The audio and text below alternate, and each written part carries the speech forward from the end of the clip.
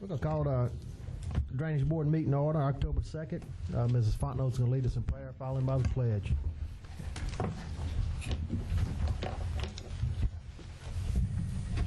Father, we do so honor you tonight. We thank you for our very many blessings.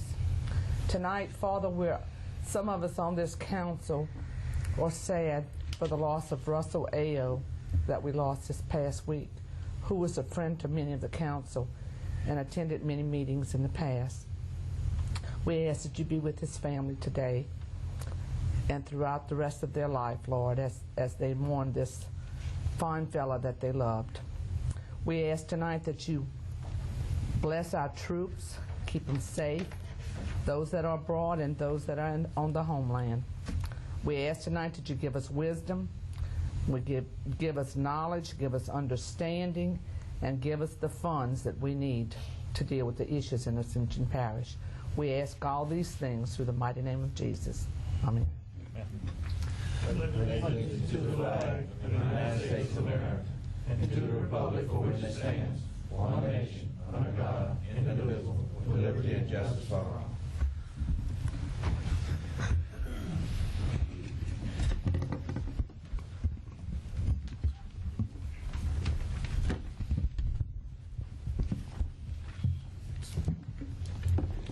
Heather, I believe everybody's present. I think Doug's here. Just stepped out.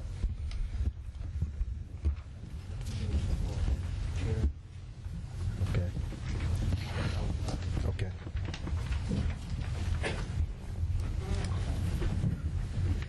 In the public comment section, anybody want to speak on the agenda item, please sign in. You'll get 3 minutes to speak. Number 4, we got a couple of chair additions. The first one kind of got some housekeeping with the grants department. We used to be with Aegis with some mitigation buyouts that we had ongoing. They have sold to higher ground with another company, and some housekeeping needs to be done to follow up on it. So I need to put this, and O'Neill's going to follow up when he comes on. So moved, Mr. Chairman. Second. Got a motion by Mr. Barger, second by Mr. Valentine. Any objections? So moved. We'll put that, we'll put it at 18A.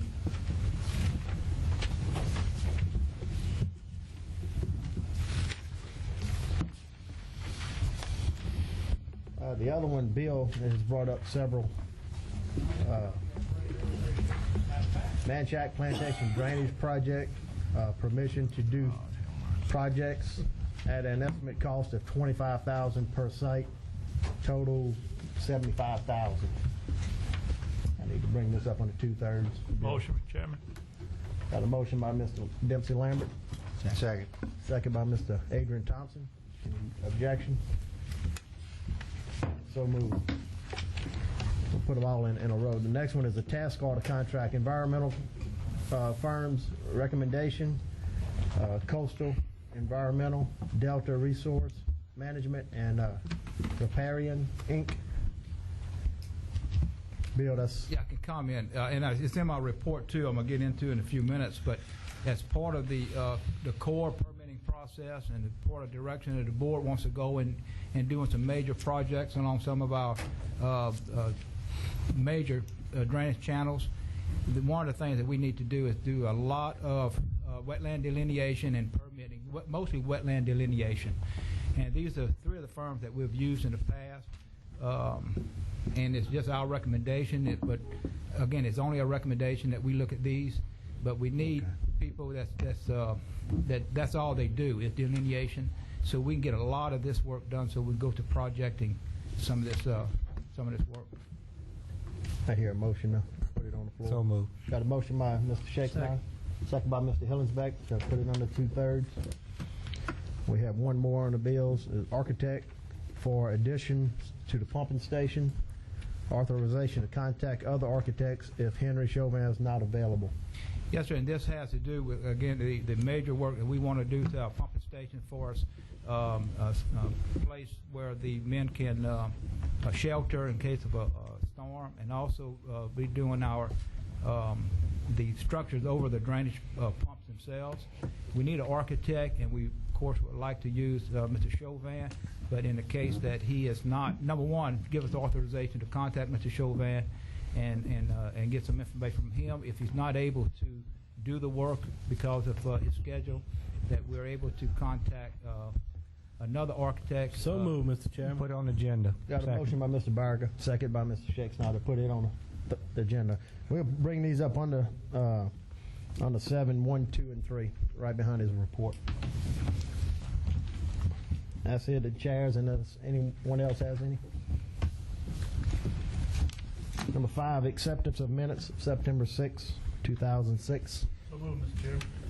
The motion by Mr. Savoy, Second. second by Mr. Thompson. Any objection? So moved. Parish President's report. Vice President's not in. Bill, nothing. We'll move on to number 7, Department of Public Works. Bill Root. Yes, sir. Members of council, board, rather. Again, like always, we have the schedule for work that was done over the past month, and we wish that you contact the Drainage Commission, the Drainage Department, if you have any concerns or questions about that. But I would ask that you do that tomorrow or at a later date, and they'll get with you individually with your concerns in your district. As part of some of the major work we've been doing over the last month, and this is an update from my last report, Black Bayou itself, the dirt work, as you know, for us, the dredging or the improvements of Black Bayou, we're actually not leaving the dirt along the sides, the berms. We're removing all of the dirt to another location. So right now we're improved Black Bayou up to Highway 44, and we're in the process of removing the dirt. We should be completed removing the dirt within 2 weeks. Within another week, probably next week, we'll be across the road west of Highway LA 44 doing the clearing, preparing for the continuation of that improvement. The permit for the Black Bayou improvement is extended to August of 2007. We have that permit in hand and on file. So we will be getting back on the Black Bayou channel improvements next week, clearing, and in probably 2 weeks actually digging on that part. Question, Mr. Hillsback. Thank you, Mr. Chairman. On Black Bayou Bill, we're gonna go all the way to Rodney Place, right? Yes, sir. Okay. On the clearing. Right. Thank you. Mr. Thompson. Bill, those 5 ditches you did in Ascension Trace, did anybody contact y'all with a complaint about the ditch behind their house? No. Well, a complaint before we did it. Okay, I got Kenny Idell Jr. that has a complaint. I'll talk to you about Okay. it. Going on with the report, unless there's something else about Black Bayou. Just a comment, Mr. Rue. I drove Highway 44 recently, the last hard rain we had, and the water looked like it was white capping. It was moving so much better. I mean, it was the water was getting out, and so I really appreciate the improvements that you're doing to Black Bayou. It's going to really help the people in the upper reaches. Okay. I'll continue with the report. Bayou Francois, we had a project to rip-rap at 2 locations next to, close to Highway 61. That has been completed. It looks good, and it looks like it's functioning well. Manchac Plantation, there's, in addition to some drainage issues, which is on the agenda now to vote on very soon, we also have sinkholes that's been developing in Manchac Plantation, very large sinkholes. We thought it was due to the wastewater system that was in there. It was smoke tested. That turned out to be not the case. So what we're doing now is actually going into our drainage structure, subsurface drainage pipes, and doing some reinforcement of those pipes with fabric and limestone, and seeing if that helps. We cannot determine exactly what caused the sinkholes, but we're going to go do this as a safeguard and put everything back like it should be, and then see what happens. But that's about the best we can do there. Again, the Manchac Plantation, I'm going to go through, for the drainage problems at 3 cul-de-sacs. I'm going to go through that next agenda item when you vote on it. 7 Oaks, we'll begin clearing along the railroad tracks to continue the continuation of the ditch that was established several months ago by DPW down to the next southern 48-inch culvert going under the railroad tracks. We'll be clearing that land. We thought we were going to be doing it this week, but we're actually going to be doing it next Monday because we have to wait for the railroad to get a flagman out there, and they can't provide that flagman until Monday. So come Monday, we'll have our equipment out there clearing it. As soon as it's cleared, we'll go ahead and remove everything from that location away from that site, and then we're going to reestablish that ditch to the 48-inch culverts, and that should provide better drainage for that subdivision. We do not think that it's going to absolutely solve their problems because we still think there are some internal drainage problems with the subsurface drainage pipes. There's some issues with that, but we think that this will help. So, Bill, we are planning on excavating and digging the ditch. It will be. We have equipment there Monday to start doing. Again, the only reason we're waiting until Monday because we need a flagman from the railroad, and they can't provide it until Monday. And that's about a 2-week project? About a 2-week, maybe less. Maybe less. To have the slope and everything Right. to cover. Once we get it cleared, we'll move pretty fast establishing the ditch. Bayou Grand, we have already put a cross drain, a small cross drain across Bayou Grand Avenue itself. We will be setting box culverts in that subdivision across the main drive in about 2 weeks.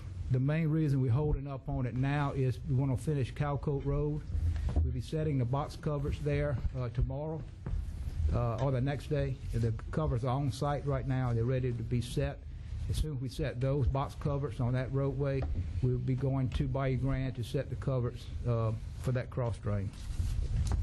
Panama and Conway Canals, NRCS, we found out today, they tried to negotiate with a contractor without bidding it out. It fell through because the cost that they received from the contractor 3 or 4 times what they consider to be a standard price. So now they're advertising for bids. This advertising will take about a 25-day. They're going to start advertising this week. So we're looking at about a 25-day bid period. Probably November, end of November, they should be mobilizing to start doing that work. But it is backed up a little bit because the negotiations failed. Dutton Road project, I gave the paperwork to our attorney tonight to begin the possible expropriation of the ditch along the railroad tracks leading north of Dutton Road, so we can establish a ditch and benefit the drainage of that whole area of Highway 73, 61, and Dutton Road, that complex right there. Once we get established this ditch, we should be able to alleviate all of the drainage issues in that location. And again, we're going through expropriation if we can't negotiate outside expropriation. 5 subdivision, the engineering design is completed this week, will be completed this week, and then we go into right-of-way acquisition, which should not be hard because we have already contacted the landowner, and we will proceed from the acquisition to establishing a ditch along the north or the west side of 5 subdivision as the first phase of that improvement. Marty Burak ditch. The Marty Burak ditch from Abby James Road to the first curve or behind Mr. Edmondson's property. We've been talking to the landowners, and what we need to do to be acceptable to all the landowners is actually relocate that ditch, the first part and the last part of that ditch on the property line itself. The first part of the ditch is all on one property owner, and the back of the ditch is the end of the ditch is located completely on another property owner. We don't have any issues with any of the property owners getting in there and maintaining the ditch if we put the ditch down the property line. So we're looking at doing this. We have a few more acquisitions to sign, but then after that we'll be mobilizing to do that. And that should settle the issue with at least that portion of the ditch at Abby James and also Stafford Heights. The shredder head machine. The schedule is, and this information I'm going to give to all the council members, the board members, tomorrow. I'll send it to you. The schedule for the shredder head machine is, of course, we already did Ascension Trace ditch. Right now, we're doing the Bayou Grand Canal. That's in progress. We should be completed with it up to 6/21 in the next 2 days. That machine will then be going to Heath Bayou for approximately 2 weeks to about the 19th. Hopefully, it'll be finished by then. Then we're going to Geist Road Ditch. It'll take probably another 2 weeks at that location. Then the schedule is to go to Muddy Creek, Henderson Bayou behind Galvez Farms, and the outfalls of Bayou Conway across Brittany Street to US 621. Right now, that's our basic schedule. I'm going to send it to you for any kind of comments, but we try to get to some major bayous in different districts, different parts of the parish, and mobilize the most important areas first. Permitting. I've already said that we got the U.S. Corps of Engineers permit for Back Bayou extended to 2007. We had a meeting last week with Dr. James Barlow and Mr. Farabee with the U.S. Corps of Engineers. We had a field inspection by them.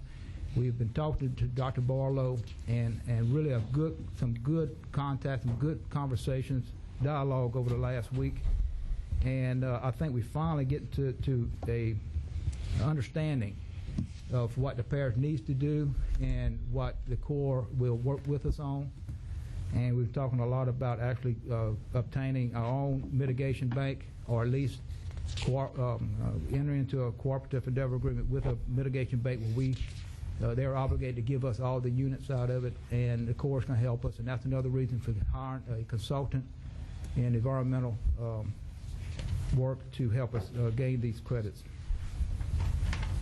Wetland delineation, again, if we can get the contractors on board, the Black Bayou is complete, and also Vincent Trip Ditch is complete for wetland delineation. Our next priority projects for delineation is Morty Burek Ditch, Muddy Creek, Henderson Bayou at Keystone, Bayou North Seas, Boer Bayou. And these are our primary ones because that's our next major projects that we want to try to do. And the first thing we need is wetland delineation and mitigation of those sites. So we get our permits and begin the process of contracting out. Some of this we'll do in-house, but a lot of it we'll contract out. But we need engineering and wetland delineation first. Bill, what is the order of the next long reach, you said? And what order are we going to be going into the other canals? Well, again, I don't know which ones exactly. We'll do a contract out. But the next major projects for us to do is the Morty Burek Ditch, Muddy Creek, Henderson Bayou at Keystone, and Bayou North Seas and Boer Bayou. Those are some of our major projects that we want to try to get done.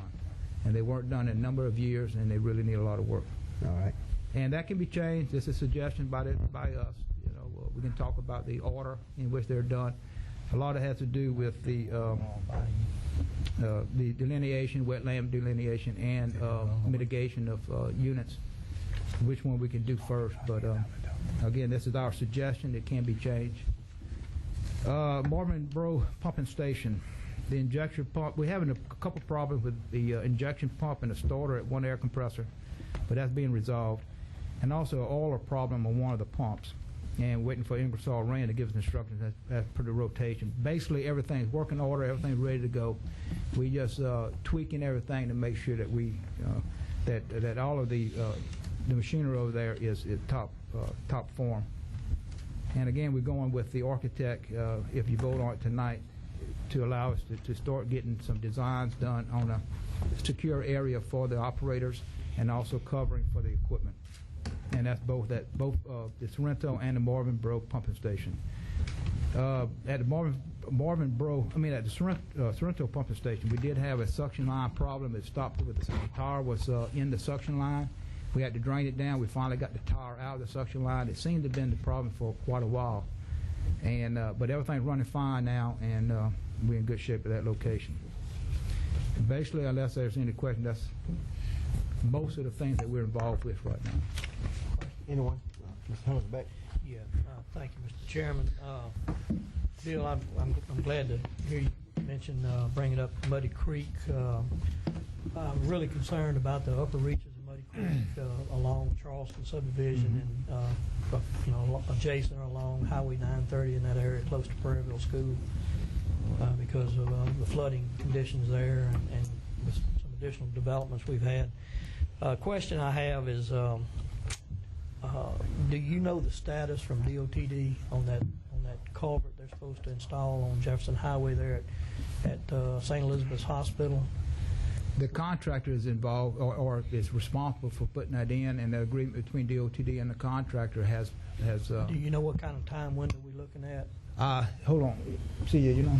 No, we can contact DOTD tomorrow and find out the If you time follow schedule. up on that and shoot me an email, I'd appreciate it, because I know it's that last little section needs to be widened from Jefferson Highway to Section Out Road, but you can't do that until they put the culvert in. That's right, and they are going to do it fairly fast because St. Elizabeth cannot. I don't think they can complete their project until they put this in. Oh, okay. So I think St. Elizabeth is giving it over to their contractor to do it.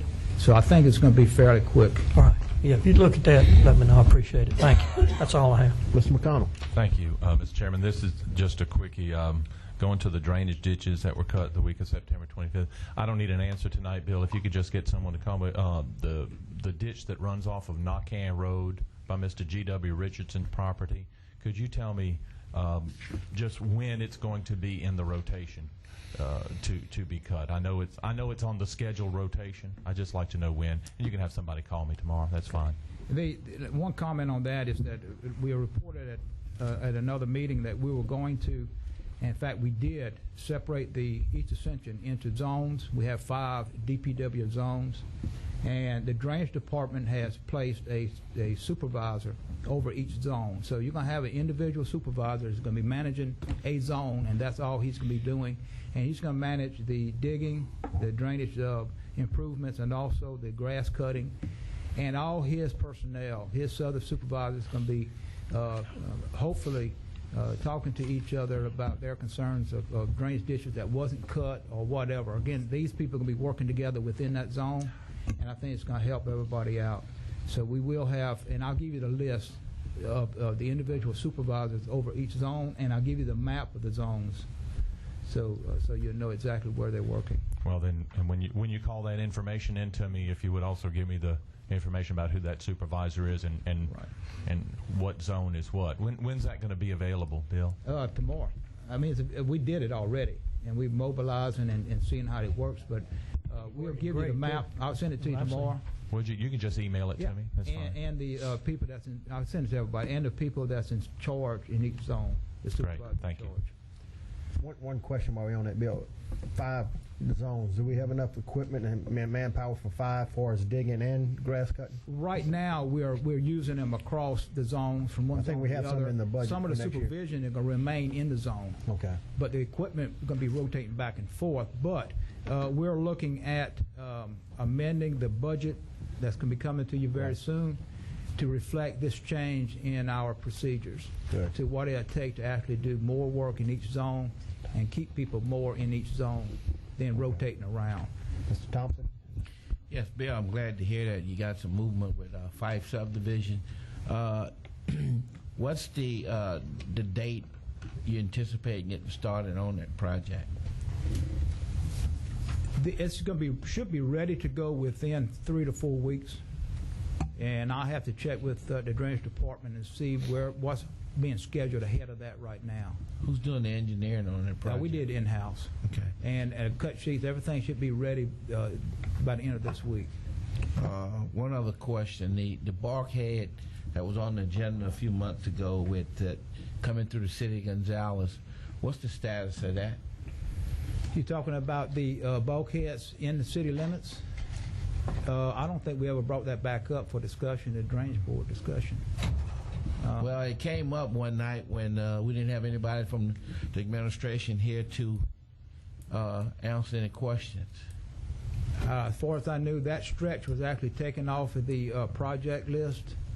You know, that was a good time ago, and so we didn't revisit it. Well, I'd like for it to go back on the agenda for the next drainage meeting. I spoke to the mayor a few days ago, and he voiced some concerns about that. That's not my decision. The Drainage Board Back on the agenda. Chairman. Which bulkheads is it, Ada? It's the one coming here in the, through the city of Gonzales. Bayou Francois. Francois. Yeah, they get it Now, in there. let me clarify this. There's two issues. One is the fact that it's all the bulkheads as part of the drainage plan. But the other one, I think that the city of Gonzales or the mayor is asking for help, assistance in putting in a bulkhead along from Irma Boulevard west along the ball field and the little park there That because was a of the separate erosion. bulk, yeah. That's a separate new deal, and they want to have a cooperative endeavor agreement with the Drainage Board on providing that and providing help for that. Is there some erosion there, Bill? There are some erosion, There is an erosion A problem. lot of erosion. but I guess what I would ask is, to get direction from the board. Of course, we can put the numbers together and bring it back to the board and allow you to make the decision. Okay. I'd like to see you put the numbers together, Bill. Yes, sir. And have it back here in front of us west of the next Irma. meeting. City of Gonzales, Mr. Adrian Thompson. Question. Chestnut, I believe you had. Question. On that bulkhead, Mr. Thompson, is it just that issue you want put back on the agenda? Yeah. Just that one, okay. All right. Mr. Shakespeare. Thank you. I just wanted to mention to all the people that they had a significant event in Sorrento, and that they had to drain down the pond in order to remove debris from the intake of the pump, and it was a tire that was stuck in there. And I just want to compliment everybody. I think Barry Smiley headed a crew out there, I think with Thad and a number of others, and they were working very, very hard for a couple of days, and they were able to do that without spending an exorbitant amount of money. They were also very careful to try to, they even had some nets, and they were saving some fish when the water came down low, and did that. So I want to compliment them on doing that, and actually had a chance to clean out the area also. So just let them know it's a job well done on the situation, and it's in good shape now. Mr. Dempsey. Yeah, thank you, Mr. Chairman. Mr. Rue, on Henderson by Keystone, I think they started the clearing and grubbing last Wednesday. I'd like just a general update, keep us updated on that progress there throughout the whole project. Yeah, I can tell you tonight that they have started clearing along the bayou. They are going to begin the recommended work that the Planning Commission demanding they do along there. And there's one stretch just north of there along Henderson Bayou that's not part of the development right now. It's owned by the company, by the development, but it's not part of their phase. And what we're doing is working with the developer in getting the permits and going through the Corps of Engineers to determine exactly what is required to be done for that stretch. And we're going to work with the developer in clearing that stretch of land, which will go with our total project of improving the upper regions of Henderson Bayou, but also the Marty Burette ditch all the way up. So we are working with them on that. Appreciate that, man. No more questions. We'll move on. Oh, Mr. Cyborg. Yeah, Bill, as far as the core permit and the 29 issues that we have to address, can you elaborate a little bit more on the last time you met with the Corps as far as where are we? Have we made some progress on some of the issues that's outstanding? Yes, sir. In fact, we feel really confident that we can work through this without any more problems. And it was 29 original conditions, but of that, really, there's only about 9 of them that really concerned the Corps that wasn't completed. And of those 9, I can tell you the primary problems that things that we have to work through right now is one of the conditions is to allow the banks of the dredged canals to go back to natural vegetative state. But in addition to that, that's the easy part. The hard part is that we are obligated to plant so much bottomland hardwoods and cypress trees and other units on that property. And we can only do it through 3 months of the year, January, February, March. And this is an enormous task, and we're looking at, talking to the Corps about exactly how it can be done. Put together a plan And that's another reason for hiring a environmental consultant to actually help us formulate this plan. Then we're going to go to a tree contractor or someone to actually contract with to come in 3 months out of the year and to start planning as per the plan. This is going to take quite a while because of the fact you can only do it 3 months a year and we have a lot of planning to do. That's the major problem that we have.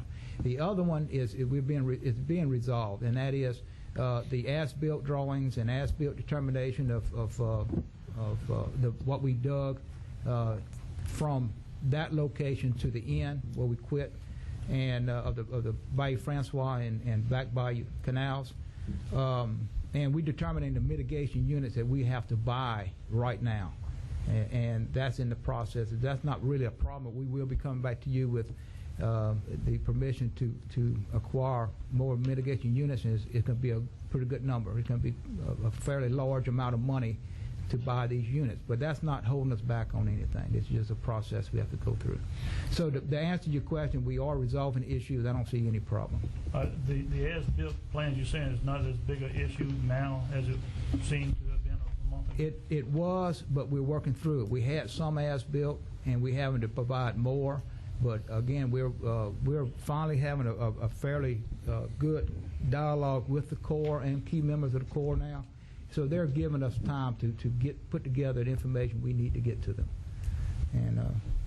and so that's going to be resolved. Okay. The budget.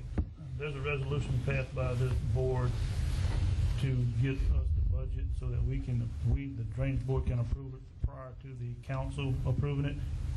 We're in October. Imagine the parish president will be presenting the 07 budget to the council by the end of November. Can we expect to get a copy of the 07 drainage budget prior to November's meeting? Mr. Chairman, just reminded Jerry, we have to present the budget to you 75 days prior to the end of the year, so you'll get that next Thursday's Finance Committee meeting. Mm-hmm. And what I would suggest, if I may, is we'll give the whole budget to the council members, and then the Drainage Board we'll have the Drainage Board budget separate, and you'll be getting that next week at the same time. And then you can review it, and we can come back at the next Drainage Board meeting and discuss it if you wish. Okay, that's good. That's all I got, Mr. Chairman. Anybody else? Bill, we're going to go ahead and move on to 7-1, which is your first Manchac Plantation drainage project. I think, can you read it? Basically, it's a Manchac Plantation drainage project. Permission to do projects at an estimated cost of $25,000 per site. It's a total of $75,000. So I assume it's 3 sites. It's 3 cul-de-sacs in that subdivision that's having drainage problem. We got some flooding, house flooding in 1 or 2 of the cul-de-sacs. What we have determined is that if we need to actually build the outfall culverts going to outfall ditch, enlarge it from a 24 to a 36 inch, and also place a different type of inlet catch basin coming off the curb. And if we do that, we should solve the problem of that drainage at those 3 sites. And again, digging it up, the whole process, the whole construction, doing it in-house, would probably cost us in the neighborhood of $25,000, and that would include utility relocation through that servitude. So you're talking about $25,000, 3 different cul-de-sacs, basically the exact same problem, but all 3. And to solve the problem, it'll cost the parish probably about $75,000. Mrs. Partner. Bill, is this not the same type of incident we were talking about today about subdivisions? Was this done? This is an old subdivision. It's an old subdivision, but because of the engineering, whatever, now we're having to come up with money to fix it. That's what we were talking about earlier in strategic planning, right? There are 2 issues with this. Number 1 is the fact that the engineering is not what it should have been from the developer. But the other issue that we didn't have a review agency at the time. We weren't involved with that. Didn't have the ordinance, any type of planning ordinances at the time. And so they were pretty much left on their own with no inspection. And that was the problem we had with that subdivision and a number of others. Mr. Valentine. I guess my question, Mr. Rue, is exactly why are we dealing with this now? Is emergency item or an item added to the agenda? We don't have any information on it, and I'm just curious. That's the reason is we just got the numbers on it. We determined really about 3 or 4 weeks ago, but we just got information for us the cost of the covers and also the utility relocation, so we could have a number. And I want to try to start putting this in as a project and start doing initial, at least order the covers and do some other stuff before the next drainage board meeting if I could. Because it is a drainage problem. We do have flooding problems at those locations. And So this is a problem we've been working on. I mean, we've been knowing about it for quite a while. Okay, We just determined, I don't want people out there with other drainage problems that feel like, well, this just got pushed to the front. I mean, I'm having as a drainage board member here, I'm having a hard time understanding why we didn't have some information on it, why it wasn't on the agenda. If it's because you're getting late information, I can understand. But this is something that we've been working on. Is that what you're trying to this has been a problem for a long time. We just determined what would be the best route to go over the last few weeks, 3 or 4 weeks, what would fix the problem, and then we determined just this week that what the numbers, brought the numbers in. Now again, if you we can delay it 30 days, 60 days, or whatever, but we thought that if the board agreed with us that this is the proper route to go, at least giving us permission to start the project, not meaning we're going to get started in the next 2 or 3 weeks, but we can start the planning of it and the scheduling of it. So again, it's up to you if you want us to get started on it. Is it Mr. Valentine? That's all. Mr. Savoy? Yeah, Bill, is this a subdivision that we talked about as far as having structures in the servitude already? There are some in the back and some fences, but that's all been removed, and the landowners are removing that at their own expense. This is also the same subdivision I spoke about in my report as having sinkholes in it. So there's a lot of problem with this subdivision, and this is a different issue from what we're talking about here. Mr. Chairman, I make a motion to accept the recommendation of spending the $75,000 to address the problem at. Second. Got a motion by Mr. Savoy, second by Mr. Hillensbeck. But I do have a question. Well, we can vote now. Ask my question. I got a question. Any objections? So, Mr. President? Bill, this is a subdivision we were out in the other day where Yes, a sir. couple of the residents are engineers. Right. Okay, so we're determined then this will solve those problems. We were going to do what we talked about as far as bringing this. And one of them, we have a driveway over the servitude, right? Okay. I want to make sure I understand the same thing. Thank you. Same thing. Yeah. Yeah, my question, Bill, is the commercial property on Airline Highway north of the transmission shop, where all that was filled in. Have we done any kind of analysis on that, on what type of impact that's going to have on Manchac Plantation subdivision and all those Perkins Oaks, all those subdivisions along Perkins Highway and Old Perkins Road, because that's a tremendous area that's been filled in with several feet of fill. And I would think we need to get in there and maybe analyze that and see what type of impact that's going to have on all those low-lying areas. We have to look at that, and we can report back to you, Council. Would you do that? Because Yes, sir. I think we may need to take some actions there to kind of offset what's been done. I mean, that's a tremendous amount of fill there. And that area always floods, contains a lot of backwater from Bayou Manchac. It's not, there's no capacity there now. So. We're going to move on to number 2, task order contracts, environmental firms, recommendations, coastal environmental, Delta Resource Management, and Riparian, Inc. Motion.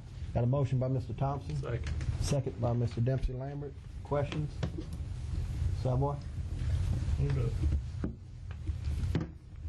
What are we doing here, Mr. Chairman? Task orders. Bill probably can fill us Yes, in sir. on more. This is wetland delineation work on all these bayous that we want to project out. Again, it's the Bayou North Sea, Muddy Creek, Boyle Bayou. All of these, Bayou North Seas is one of the major ones.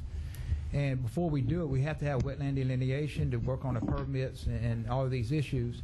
And we have been working with some of these firms already. Coastal Environmental, we worked many years with. Rappion is actually was contracted to BCG, and that's who did the Muddy Creek, the Back Bayou delineation, but they were working through BCG. And the other one is Delta, which is a local company, and we've worked with them before. That's all I got, Mr. Chairman. Any more questions? Got a motion and a second. So move. We'll move on to number 3, architect for additions to the pumping station. Authorization to contact other architects if Henry Chauvin is not available. I move that we contact Mr. Chauvin if he's not interested in the project to approve the contacting of another architect that Second. you deem necessary. Got a motion by Mr. Schexnayder, second by Mr. Barger. Questions? Just a question. What are we doing architecturally as opposed to engineering-wise? Well, yes, sir. Basically, what we're asking them to do is design a structure to go onto the pump station to withstand a Category 4 hurricane, and also the structure itself we're taking off the metal structures over our pumps, and they have to go back with a Cat 5 protection over our pumps. That's all I want to know. Thank you. Safety issue. Savoy. Yeah, let's work through this a little bit, because I understand, and I want to protect our workers to the maximum. But let's understand the workings of the pumping station when we're running. Yeah, you have to have someone inside monitoring the instruments for the pumps. But let's talk about, so we're going to spend a whole bunch of money protecting that individual. Let's talk about the individual that has to go outside, that has to get on a backhoe, because let's remember the screens as the work. They're throwing debris on the walkway, and you got to get out. You physically got to get out there, get on a backhoe to clean and keep it clear to bring it off site. Let's look a little further how we can protect that individual, whether it be some type of lifeline or something. But I mean, we got a very expensive building to take care of that one individual. What about the individual that's got to get out on the backhoe and clean and keep it clear? And if a rake does go down, I mean, let's look at that too. We will. Okay. Mr. Chairman, if I may, we're trying to look, Jared, at the whole safe house issue that's become a big issue in some parishes. Now, we don't anticipate ever having a Category 4 or 5 storm this far inland. Hopefully we never will, but the issue that's become real important and talked about from Jefferson and Orleans and other areas is when the parish president orders these people to man these pumps and to stay there, if we do have the type of storm that would come through Lake Boyne, Lake Pontchartrain into Lake Maurepas, where we have a storm surge that could be substantial, what do we need to do to make sure that our parish associates are protected as much as they can be? Now, granted, this is something you're expecting the best but preparing for the worst, and so yes, we are looking at spending some money that hopefully we'll never use. But it is an issue. We have, I think we talked about a month or so ago, some of these metal components of the pumping station now are rusting out. I was inside these buildings doing the Hurricane Katrina and Rita with our people working there, and there's a lot of work that needs to be done. And just a reminder to all we have is a mobile home on the bank there that these people stay in when they work 7 on and 7 off. So obviously a mobile home is not what we want our people in during the height of a major storm. And so we're trying to look at all that, Jerry. I'm not sure how we're going to address the issue when we have this person working on the bridge or on the deck moving this debris from the screens, because obviously that person is exposed if we have high wind. Well, that has to be removed in order to keep those screens from getting clogged and clogging the pumps. But we're trying to look at all of that. URS and other ones working with us to help us address that problem, because it's a concern to me as the parish president when I'm ordering these people to stay in harm's way and to work to protect our citizens. We need to do everything we can to provide them a safe haven and a safe house. And so, do we have any idea yet, Bill, at all on the cost for this safe house or this building we need to take it off? No, it's all going to be Again, that's another reason for the architect. Plan. It is to help design, get everything approved. We'll take anything they design, we'll bring the conceptual designs to the board. The board will look and see what he has, different options. And We'll make sure we talk to Jefferson and these other parish presidents, remind me to do that, who just finished doing this, so that we can look at what they have done and talk to the people that designed it for them. Because we don't need to reinvent the wheel on this. They've just finished this in some of the Jefferson Parish areas. Thank you, Mr. More Chairman. questions? We got a motion by Mr. Shakespeare, a second by Mr. Barger. Any objections? So move. We'll move on to number 8, Cooperative Endeavor Agreement, Conceptual EA Drainage Board, and Lowe's. Mr. Bilru. what we have here is a Lowe's, who is constructing a Lowe's store at the intersection of 44 and 61 in that triangle there somewhat, adjacent to Bayou Northeast. They're coming to us, and of course they want to utilize as much of that property as possible. And if you remember, along some of our major drainage canals, there is a state law granting the drainage board 100 foot of servitude. Of course, we've got a lot of problems with that. Hardly no one, and up to now, is ever thought about it and then required establishments to stay out of that 100 foot. However, Lowe's, we talked to Lowe's about it. They would like to offer a cooperative endeavor agreement where they'll come in there and actually enlarge that bayou to a much greater extent during their construction at that place there, and grant us at least a 25 or 30 foot servitude outside of that top bank, if we would grant them the use of the rest of the property, the 100 foot. DPW is in agreement with it. We don't see much problem. Of course, they're going to enlarge it to the extent that we would normally do, would last us at least for the next, number of 20 years or 30 years, and still grant us 25 to 30 feet, maybe even 50 moved, foot. Mr. Chairman. Second. Got a motion by Mr. Hillensbeck, second by Mr. Thompson. Question, Mr. McConnell? Can we piggyback that, Bill, onto the work that we're needing to do at the Bayou Narcisse Bridge? Is all of that going to be done kind of conjointly, because that's a big bottleneck right there, and there's a lot of back. Is that going to relieve some of that bottleneck? Because if you remember Sylvester's. The boot store, the Adobe boot store, Western store, had some backwater flooding. And it was just because Bayou Narcisse couldn't get out of there. Let me talk to them. Again, I don't care for you to, I just want you to give me the right to go and talk to these people, negotiate with them more, and get the final numbers. But I can sit down and negotiate some of these issues too. Well, no, my thing is, I know we're working downstream from that. If we could kind of get it done all at one time. To me, that would be the best bang for our buck, most expedient. They may be willing to participate in downstream benefits too. So let me talk to them. Again, I just want to bring to your attention that we were talking to them about this, and if I have your approval to continue this and conceptually, and bring the numbers back to you at next drainage board meeting. So moved. Okay, we got a motion by Mr. Hillensbeck, second by Mr. Thompson. Any objection? So moved. Number 9, Fife subdivision. Mr. Thompson, We can pass on it. Bill had that part of the report, but we can keep it on the agenda so Bill will remember to bring us an update. okay, that's fine. Yeah. We'll move on to number 10, U.S. flood control. We have Miss Cheryl Whitman with us. She has a little presentation she wants to show us on a CD, some flood control products. Her CD may last about 7 minutes, so I might need a motion to extend. So moved, Mr. Chairman. Got a motion by Mr. Barger, second by Mr. Hillensbeck. Any objections? So moved. Spirit of cooperation. Miss Cheryl? We're waiting on Ozzy. August 29th, 2005.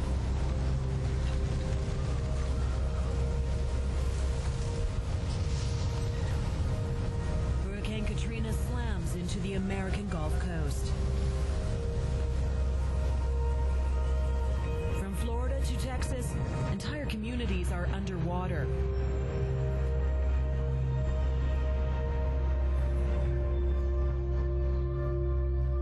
The Category 5 hurricane caused $175 billion in damage.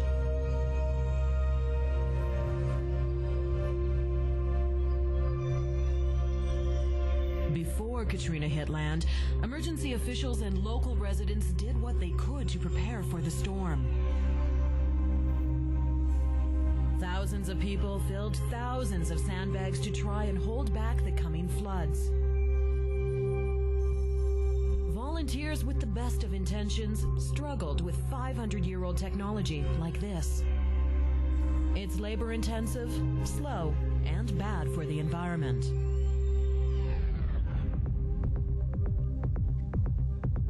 Some of the devastation might have been prevented with this, an exciting new innovation that fights water with water. Our product is the one product that you can use to do emergency rapid deployment. That's really our specialty. You know, people that are trying to provide a permanent solution, that's probably more in the levees, the dikes, and the engineered work. Our stuff is for emergency rapid deployment when you need a quick solution to a problem. This unique flood protection system is attracting a lot of attention in the areas hardest hit by Hurricane Katrina. As soon as St. Charles Parish officials saw how fast the tubes filled up and how many sandbags they replaced, they were instantly convinced. All areas that I have in my mind that we did do sandbagging, like 24 hours around the clock, and how tired my people get, and we can't find anybody that's do sandbags. We call on the public, and it's not all the time you can get a bunch of people come and fill sandbags at 2 o'clock in the morning. We had 3 boats bringing sandbags for 2 days before we got the tubes, and with 1 boat we put out 6 times the amount of sandbags. We were down assisting another parish as their flood walls were getting ready to be overtopped. And one of the difficulties were you could not get there with anything else. You had to use these very small boats. And it was only the U.S. flood control tubes that we were able to load into the boats, get there, and then deploy them at that particular location. We had this problem on the east bank, Lake Pontchartrain. We had a problem with the water coming in through a ditch that was left open. We used the tubes there, and in a short period of time, it really took care of the situation, and it really kept Lake Pontchartrain from the south side of US 61. It really did one hell of a job for us. U.S. Flood Control's patented protection system is easy to set up and can be installed very quickly. We have a 2-inch adapter here. It's a male and female end into our tubes. Very simple. It's a plastic connection. Goes in, fits into it, and then locks in snug just like that. It can be filled in as little as 90 seconds using a fire hydrant. When folding it over, we take about a 3-foot section and put it on together, and then we fold over to that line right here that's measured on there, and then you do a fold over, and that's simply how it's done. The real ingenuity of the product is the fact that they can be stacked together and joined end to end. You're able to connect it seamlessly through the transitions for a mile long or 100 miles long. Or you can stack it by making a wall of water 32 feet high. They're just like Lego blocks. They join end to end and stack them 32 feet high. When it's time to drain the U.S. flood control tubes, you just pop the valves. Or you can reverse your pump. It takes 3 minutes to fill, 3 minutes to empty. The tubes can be used to store clean drinking water or water for showers. They can also be filled with the very floodwaters themselves. We purchased some of the U.S. flood control bags, and basically that gave us a peace of mind that we knew we had some equipment available to us that in a pinch that we can get up and protect some of our more vulnerable areas. Lots of times there's you got people who can help you volunteer to put up sandbags, but at the end of the storm's over, there's never any volunteers to pick them up and take them away, and that's where the real problem lies, is that it creates an environmental disaster for you to clean this mess up. Whenever you need sandbags, that's really where our product comes into hand. You can fill it in as fast as 90 seconds. When you're done with it, just drain it out and walk away, and it leaves no footprint. One U.S. flood control tube takes the place of 500 sandbags. It weighs 65 pounds empty and can take any shape. I initially saw the product at one of the conferences conferences that I attended several years ago. And what really struck me about it, the minute I saw the product being deployed, I said to myself that it was something that's a time saver, because it really goes together very, very quickly.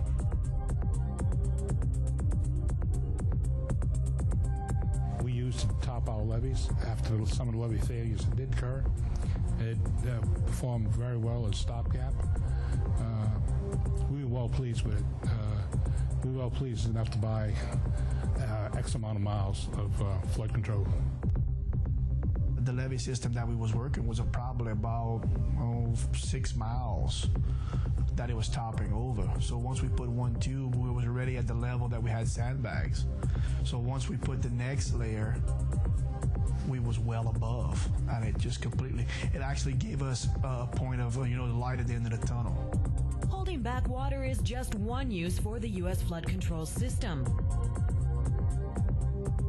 The tubes can also be used to prevent ocean erosion, contain chemical spills, and prevent other environmental damage. One of the refineries down there, the storage tank, actually lifted and twisted, and we ended up with 22,000 barrels of crude oil in a 3 square mile area. And the U.S. flood control tubes help great to retain the extent of the damage. We didn't think of using it for environmental oil spills and actually using it as a storage tank to pump the oil into. We never thought of using it as a hazmat cleanup. We never thought of using it as homeland security for potential as a terrorist weapon. If someone uses an act of terrorism with chemicals, it could be pumped back into an airtight chamber and then properly disposed of at a different time with our product. Again, there's just new applications coming every day, all the time. People using it every day. We're finding new opportunities where it can be used. It wasn't until June of 1998, when we were holding a PGA event, that we really got to see it in action. And we were in a flood situation going into the final 2 days of the tournament, and the water started to come over our back road along the property. And it was at that time we laid out the water tubes and really got a chance to see how they worked. And without a question, they played a critical part in helping us protect the course from a flood. And the next 2 days went off without a hitch. Governments can use the system to save key infrastructure like main roads and underground parking facilities. Individuals can use the U.S. flood control system to protect their homes. I live out on a ranch in the very lowest part of the valley on about 470-acre parcel. We had a tremendous amount of snow early one spring, followed by a great deal of warm weather. During this spring melt-off, the water came so fast and melted so quickly, the relatively small creek turned into a raging river and came directly for my house. We had fortunately to be honest, I hadn't gotten the official instructions, and we had a little Honda pump, gas-fired pump, with an intake on it, and we filled that unit up in 15 minutes. Absolutely simple. And it didn't take a rocket scientist to figure out how to join the end of the tube into the flood control device. We had fortunately had a couple thousand lineal feet of U.S. flood control devices at the ranch, and I hadn't been smart enough to react in advance of the water, but we were able to get a few of these devices set up about 150 lineal feet. And even with the water already up against my house, filling up the basement, we were able to use the very water that was flooding us to fill up the flood control device. In about 15 minutes, the device was sitting full of water. Almost immediately, the sump pumps were able to start keeping up in the basement and drain the water off. And I really salvaged the whole house.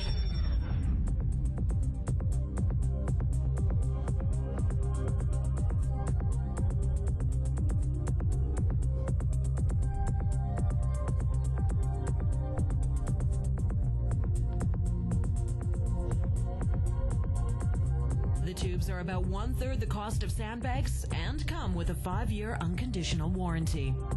I found Paul and his other assistants very professional. They when they came, they rolled up their sleeves and got out there, helped put them out, helped show our guys how to put them out. They worked side by side with our people. You're not going to find better customer support anywhere.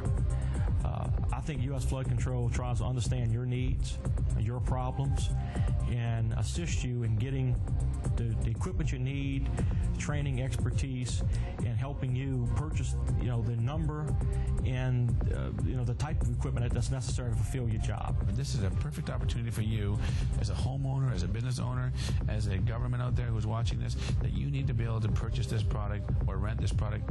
If it's good enough for Katrina, I think that it has applications around the world.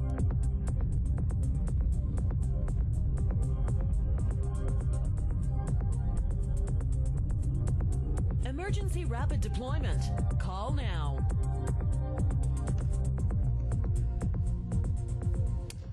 Thank you very much, everybody. Thanks for letting it run. Any questions, Alicia? Thank you, Michelle. We're going to move on to number 11, spraying of canals. Wade DeVille, Kim Spray, Gonzalez. My name's Charles DeVille, Okay. and with Kim Spray South, it's my brother John. He's president of the company. We're a vegetation management company. What we do is different things with vegetation as far as growing it, spraying it, controlling it, planting it. That's what we do. We're a local company. We're all from Burnside. Been there since in the 70s, since 1984. We're under our current name. We have 71 employees that we employ. We have 30 employees that we employ in the Ascension Parish area. We feel we're local. And we had spoke to Mr. Alan Aldridge. He had saw some of our equipment. We have similar shred machines that one of y'all had purchased. We have 6 that we use. They're for large type jobs. And Alan had looked at our equipment. Then he went to one of our job sites down in Hammond and looked at some of the work that we're doing. We have a brochure. I'd like to Give that out to y'all. hand out. What we wanted to talk to y'all, we have 2 things we think that we can offer. What we do is we do a lot of spraying, and there's if you go through the parish, you can see there's a lot of aquatic lilies, alligator weed, and the reason why you need to control the water hyacinths is because if it gets too bad, it's going to block your canals, and then as you move into you get a high water stage, as far as like with a hurricane or something, they'll clog up the water pumps. We also have a roadside spraying program and a canal and ditch spraying. The other thing is that we're talking to Alan. Y'all have a shred machine, but the machine's smaller from some of the smaller trees that you have that you're clearing on the canals, and we have a machine to do the larger type clearing.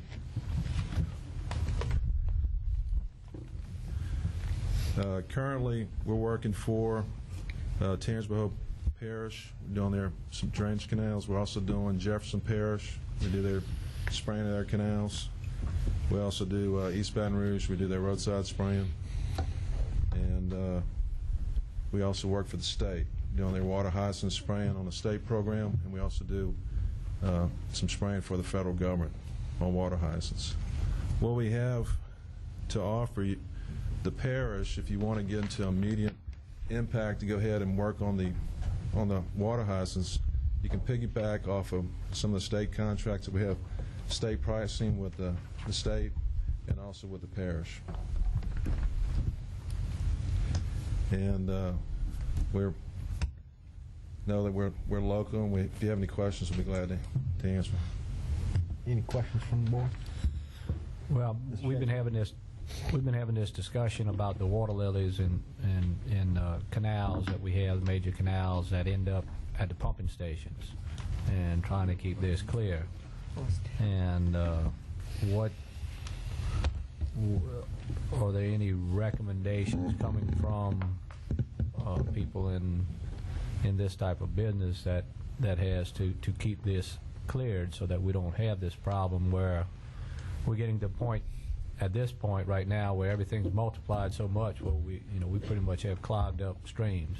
Well, what we do best is we set you up on a program. We can get with your people, evaluate what you have out there, and then get you on a program. It's kind of like cutting your grass in your yard. If you want it to look good, you do it every week, every 2 weeks. And it's the same thing with your drainage canals. You need to get it on a program to where you can monitor it and spray it and see the results and do it either on a monthly basis or a similar type program. Go ahead.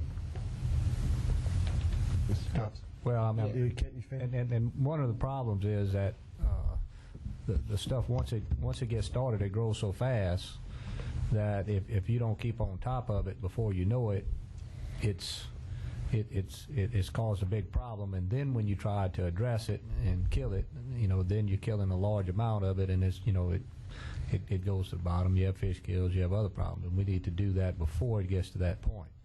Well, the key is to get started early on the spray program. Some of our spray programs start in March, and you go ahead and catch the lilies while they're small, and then that way it doesn't get to a reactive type program where you see it and then you try to come in there and it's past the point. You can still do a lot of good, but it's better to do it on a ongoing type basis.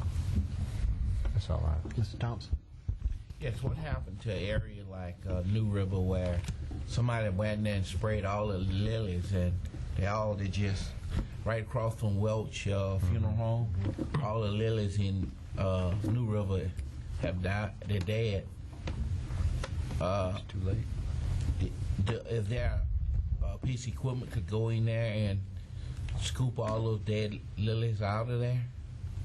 There's some equipment out there. You can pick it up, of course, with an excavator, long reach type excavator when it comes on the side. But there is some gathering machines.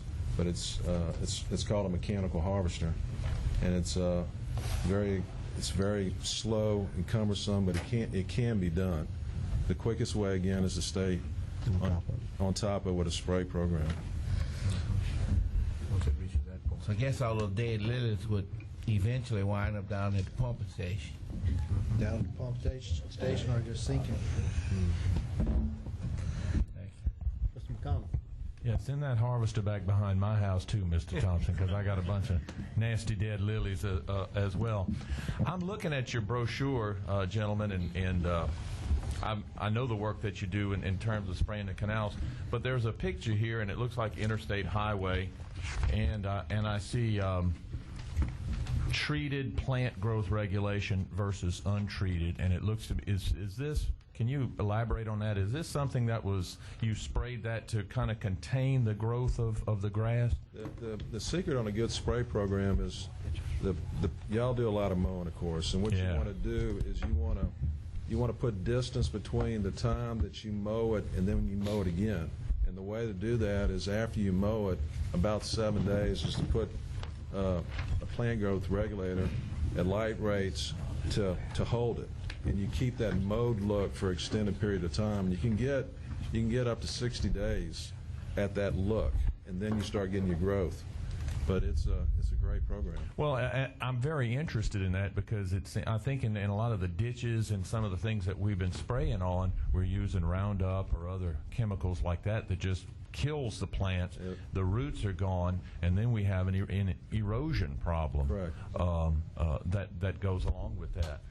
So I'd be interested in learning more about this and to see if it's possible to adapt that to some of the parish use as well. Well, it's good for your roadsides. It's good for your parks, your drainage canals.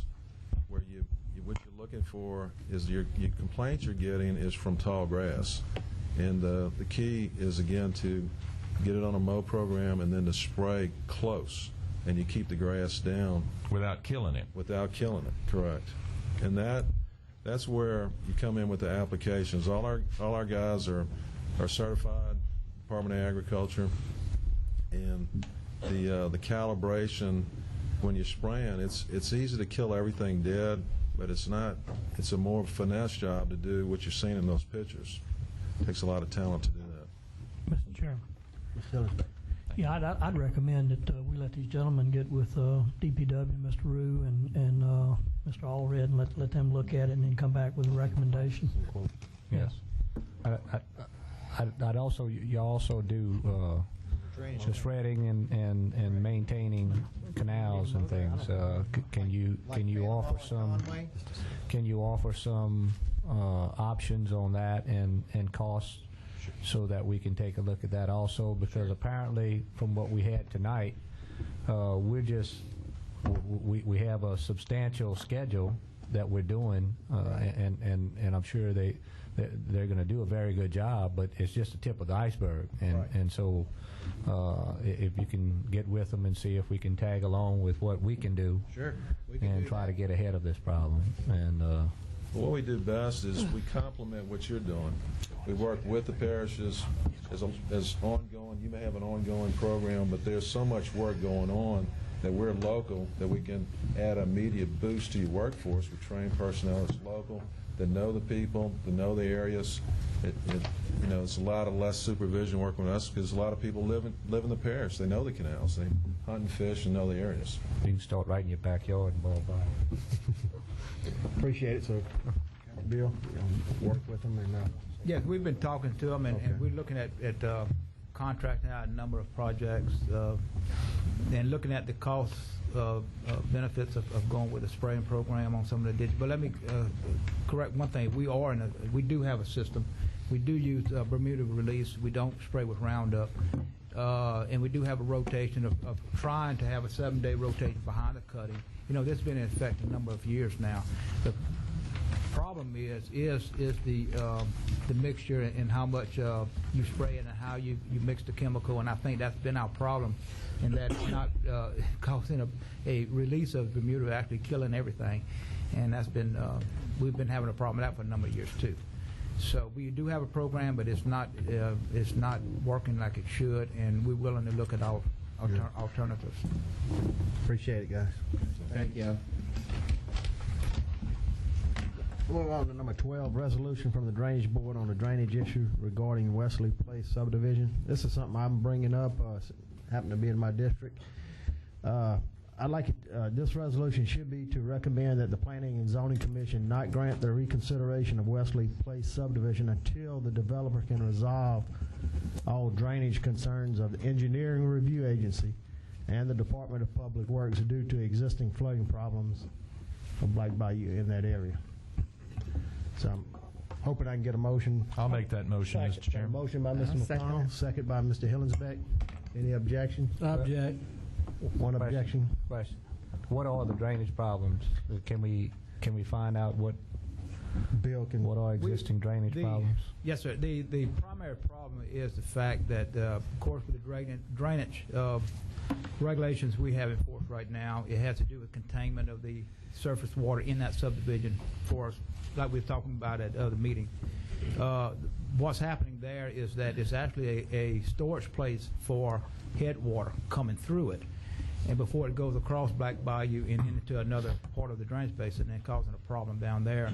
So they did not account for that in their design, because the regulation didn't call for them to account for that. All right, so what do you want them to do, in other words? Well, we're sitting out, actually have a meeting tomorrow, and with the engineers, Michael Sanji, myself, my engineers, and his engineers, the developer's engineers, in discussing what can solve the problem. One of the suggestions is possibly, in addition to on-site storage, a storage area downstream of the subdivision to collect the storage, the drainage basin storage, to benefit everybody in the area. So that's another something we're looking at, and see the possibility of providing an area storage detention. But if that can't be resolved, we're not going to be recommending going forward with it. So we are sitting down with him, and he's willing to put up more money and do more things to provide storage capacity for the whole basin and not just for his subdivision. Okay, I mean, I'm fine as long as we have a direction that we're headed, and we have a possible solution, then we're fine. But just to throw out the idea of all drainage problems, that's a little bit too ambiguous. So if you have something specific and they can solve them, and that's what you're saying? We're sitting out tomorrow to start discussing the possibilities of providing a solution to the area problems and not just the subdivision. And wouldn't it be more prudent for us to take a recommendation of solving the problem and then make that recommendation for the Planning Commission from DPW as to where they should go from there. I'm not in disagreement with what you're trying to do. But both are on here, they have to follow the engineering review agent and DPW, so they're going to be working with it. It's just a resolution to the Planning Commission. I think it's okay, Councilman, if we... Okay. I got a motion and a second. One objection, Mr. Barger. So moved. So we'll move on to number 13, Seven Oaks drainage. I have a number of people wanting to speak. Ms. Barbara Dash. Ms. Thompson. Thomas, Miss Bridget Thomas. Okay. Man, y'all got that problem with Thomas. Good evening. My name is Bridget Thomas. I am an officer of the Seven Oaks Homeowners Association located in Prairieville, and I'm here to speak on behalf of our association as well as the residents that are here tonight. I believe you're all aware of the ongoing issue that's been addressed before the Drainage Board for the past successive months regarding a failure to get water to flow quickly and expeditiously out of our subdivision as it was designed. And in hearing Mr. Rue speak earlier this evening, just to give you all backdrop, at the last Drainage Board meeting, I believe someone had asked that a meeting be held between some Drainage Board officials along with Mr. Rue and Seven Oaks residents. And in fact, there were two separate meetings held, one in the earlier part of September. The last one was September 20th. There were 10 residents along with Mr. Ronnie Hughes and Mr. Bill Rue who were present at that meeting. And as a result of that meeting, it appears as though we're now on track, based on what I just heard Mr. Rue say, to have our ditch on the west side of the railroad track that borders the Seven Oaks subdivision, to have it excavated as per originally designed by a professional engineer, GWS Engineering Services, in 1998. And that's good, if anything, to prevent having to take all you Drainage Board officials, Mr. Rue, and probably roughly half our subdivision has now walked that railroad track drainage ditch. As a matter of fact, if somebody would have been a good entrepreneur, we could have sold lemonade down that railroad track portion over the past 3 months, with so many people frequenting the area to see what the problem was and to help determine how to take care of it. It's been of such concern in our subdivision that roughly 50% of your audience tonight is Seven Oaks residents, all these people back here. In any event, I'm here too, not only to say that I'm glad to hear Mr. Rue say that he's on board with what Seven Oaks believes needs to be done, but to read a resolution that was executed by the board of Seven Oaks on September 24th with reference to this issue, and if I may. And do I have a few minutes? You talking for the rest that signed up? Yes, sir. Okay. Yeah, Heather, give her more. She's got 5 minutes at least. This was executed and written by the president of the Homeowners Association, Carl Benedict.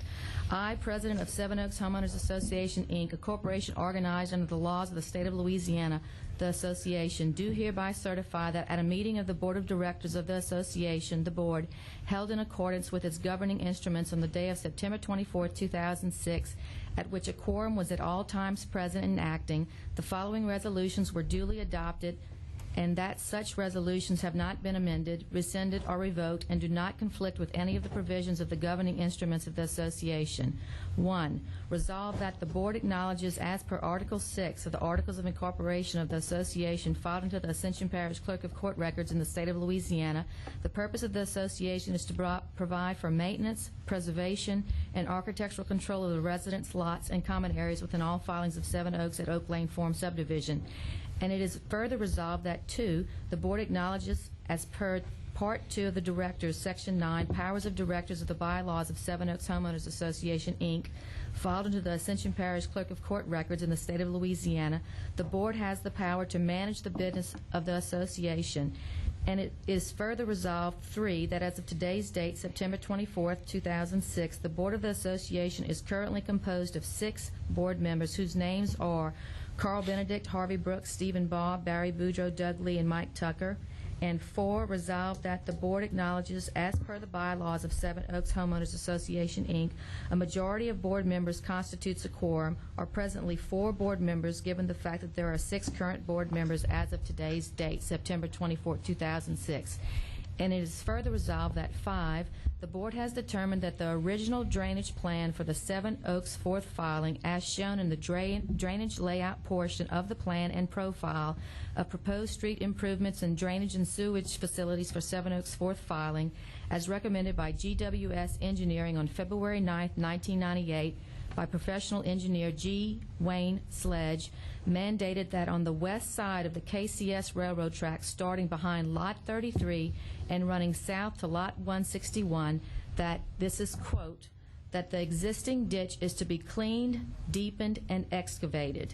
And it is further resolved that 6, the Board has determined that a survey of the Association's property from Filing 2, Part 2 through Filing 6 in Seven Oaks at Oak Lane Farm subdivision and running parallel to the KCS railroad tracks shows that the association owns the property past the ditch that's noted in number 3 and to the KCS railroad tracks. And it is further resolved that 7, the Board of the Association on September 24, 2006 authorizes the Department of Public Works for the Parish of Ascension in the state of Louisiana to immediately access the association's property and complete the task of cleaning and excavating the aforementioned ditch of debris, vegetation, and trees as per the original drainage plan from Lot 133 to Lot 161 and as per the drainage layout plan prepared by GWS Engineering and as indicated by the following board member signatures. And it's signed by 5 of the 6 board members who were, all the board members who are present. There were 5 of 6 there. And I would like to present this to you, Mr. Lambert, for your records. Okay. Mr. Chairman, I'd make a motion that we officially accept the resolution and also be an end to the minutes of the meeting. I got a motion by Mr. Hillensback, second by Mrs. Fontenot. Questions? Any objection? Question? My only question on there is there was a question about the detention ponds in that area. Are the detention ponds in the back of the development, are they now operating as they were designed? There was one detention pond that the elevation was raised from the original design, and that has been lowered. So it has been lowered? Yes, we're in good shape. Okay. As per the original plans, okay, except for this ditch. And then that's going to be taken care of. We got a motion by Mr. Hillensback, second by Mrs. Fontenot. Any objections? So moved. Thank you very much. Thank you, And Ms. I'd Bridget. just like to clarify that we are going to get that ditch excavated as per that 1998 plan. That's my... I think if you go back in the conversation we had in the meeting, because of some of the issues with the trees that's inside the servitude itself, that we were going to establish the ditch, the existing ditch, within the servitude of the railroad tracks. So we leave as much of the vegetation, trees, and everything that's in the servitude alone. The present ditch is actually more into the servitude of the railroad, and that's the ditch we were going to use. Okay. And we want to also bring to the board's attention, as well as Mr. Rue, that there was an individual who had expressed concern for having trees removed from the ditch, and that gentleman, Mr. John Stewart, who had appeared previously before the Drainage Board, is now in agreement with having the ditch excavated. There is no problem with that. To our knowledge, there is no problem with having the ditch excavated as per the plan with any of the homeowners in Seven Oaks Homeowners Association. Well, part of the reason for us is 2 reasons for establishing ditch within the right-of-way of the railroad tracks and at the present location of the ditch. The number 1 reason for us is that it's the easiest route. It's a lot less vegetation and trees that have to be removed completely, and the ditch is already there. It's just a matter of cleaning that and establishing that ditch to handle the flow. And that was our suggestion. It's just a lot easier job, and you get the same drainage. As long as we can establish the same volume within the ditch that was in the original plans, I think we met the requirements. And Mr. Rue points out something that may be of interest to all of you. I know it was of interest to me. The original plans were such that 81 feet of area, is that correct? 81 square feet of area, of water surface area, was supposed to be handled by a ditch. And by putting in the covered 30-inch RCCP, that handles 5 square feet of surface area currently. So our system, which was designed to handle 81, for drainage purposes, 81 square feet of surface area, we're getting 6% of that currently because of how it was done. Yeah.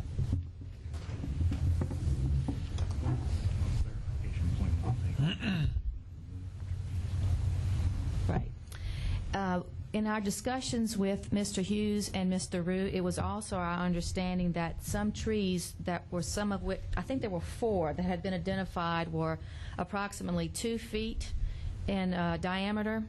And what I just want to make sure that my understanding is correct, that DPW, in lieu of taking out those trees, if it is possible for you to excavate without damaging the root of those trees, and therefore those trees do not have to be removed, the ditch at that point was going to be widened such that the 81 square feet of surface area that you're going to maintain, it would just be wider at that point.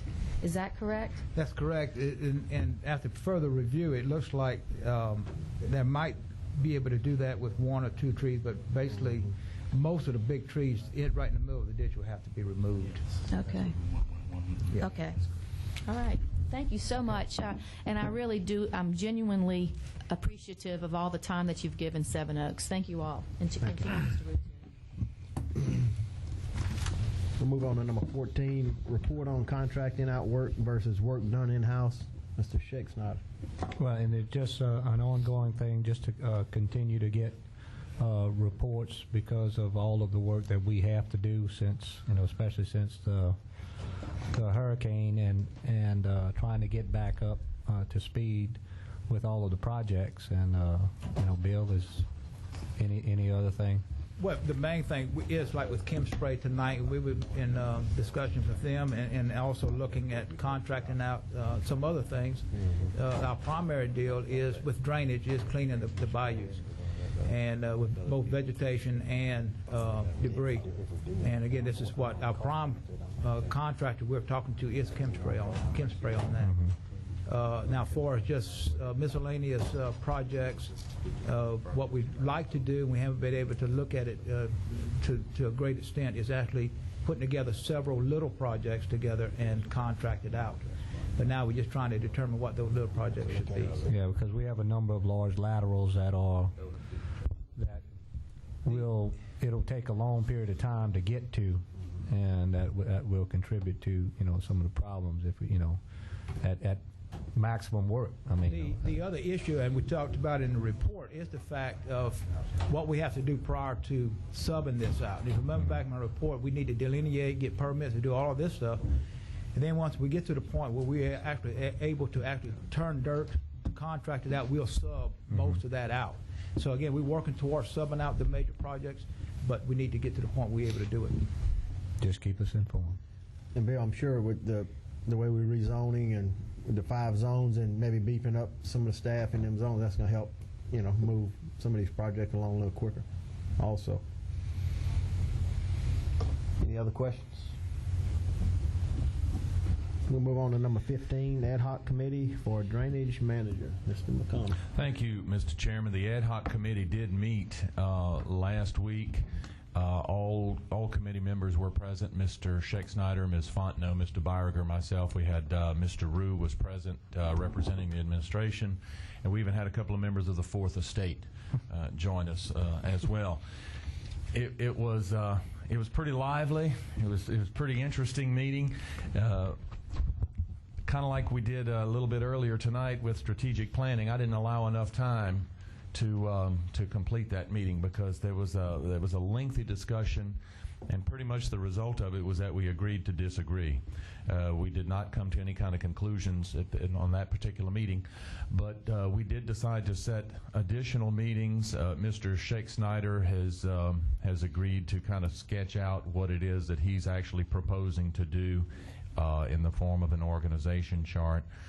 We're also looking at getting some expert out of town. You know what an expert is someone who is from out of town. So expert out of town people to come and give input on that as well.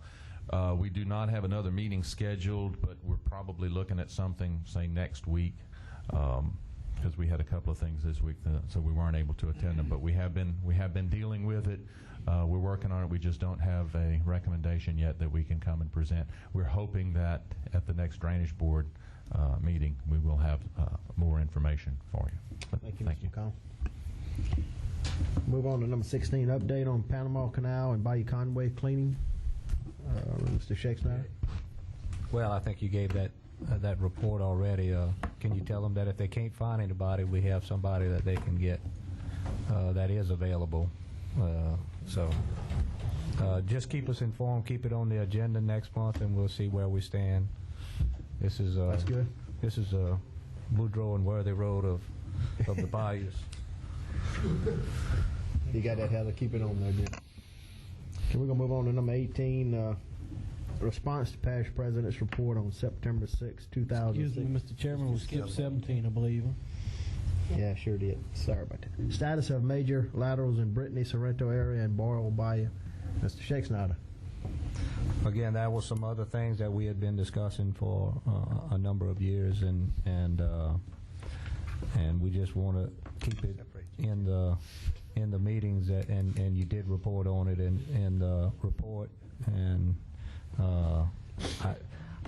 one of the discussions I had, and this is where I have a problem, is that we go back to constituents and they want to know where is it on the priority list. Where, you know, we said, well, we've turned in these things, and this is a major drainage lateral. When is it going to be done? Well, we've turned it over to DPW and drainage, and they're going to get on it. Well, when? Is it this year? Is it next year? Is it year after? Or whatever? Or what is the priority? How many things are ahead of it? If at all possible, and if you go into different zones, I think the people deserve to know at one point in time what is the priority that is above them, and if we have emergencies and other things that came ahead of that pushed them back down, why, you know, if they are, why are they, and let's see where we are, because we just need to have a timeline. If we have a ditch that is scheduled for example, we knew Panama and Conway was supposed to be let this week, and we got a report that they had a problem and it's going to be let in November. You know, that's fine. If we have these major laterals and they're scheduled for behind 6 other ditches and they're going to be done in the spring of '07, that's something we can go back and revisit in spring of '07. What has happened since then to change that?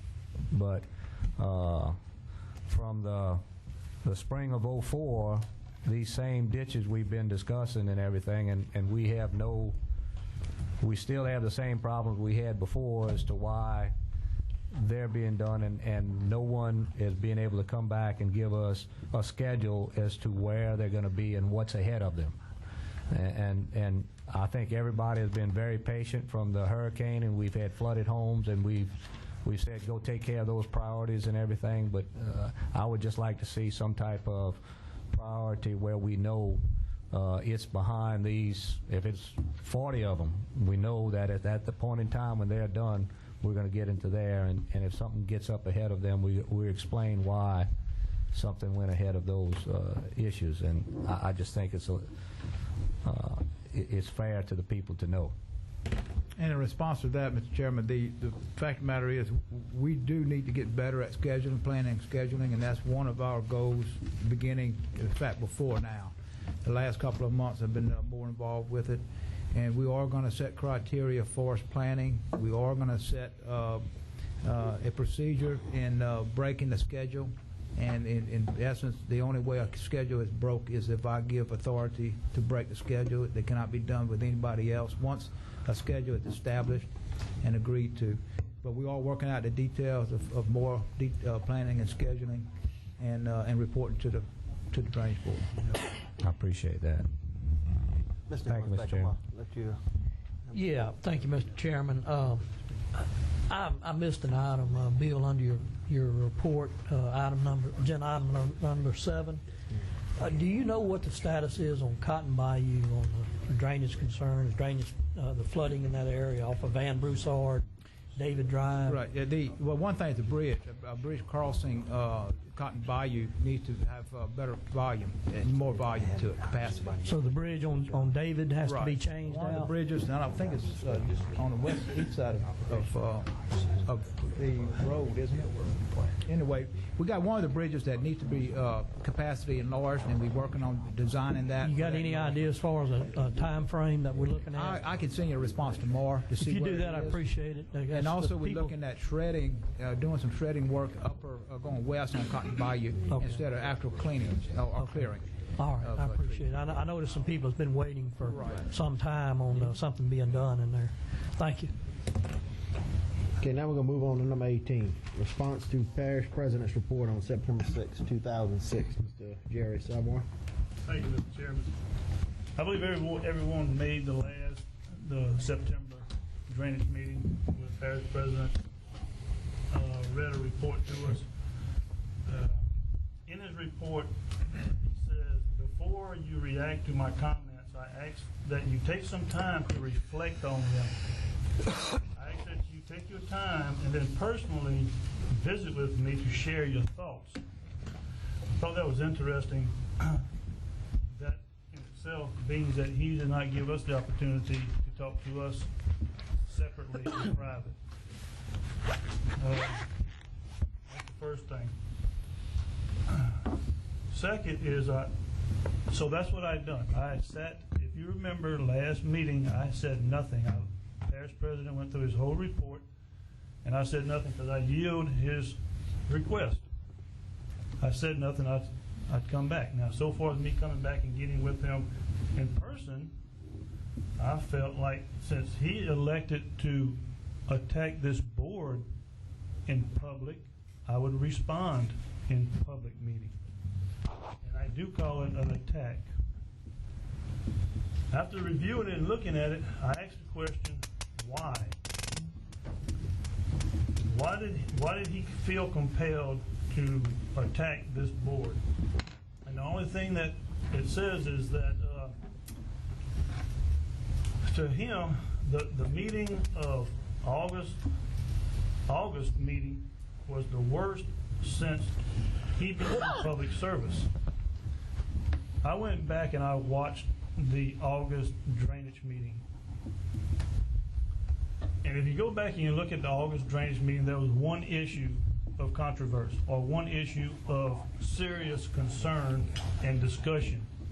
Otherwise, everything else on that particular August meeting was pretty much in check. The one issue was permitting. That's the meeting where the board was told by administration that the permit for Black Bayou was going to run out.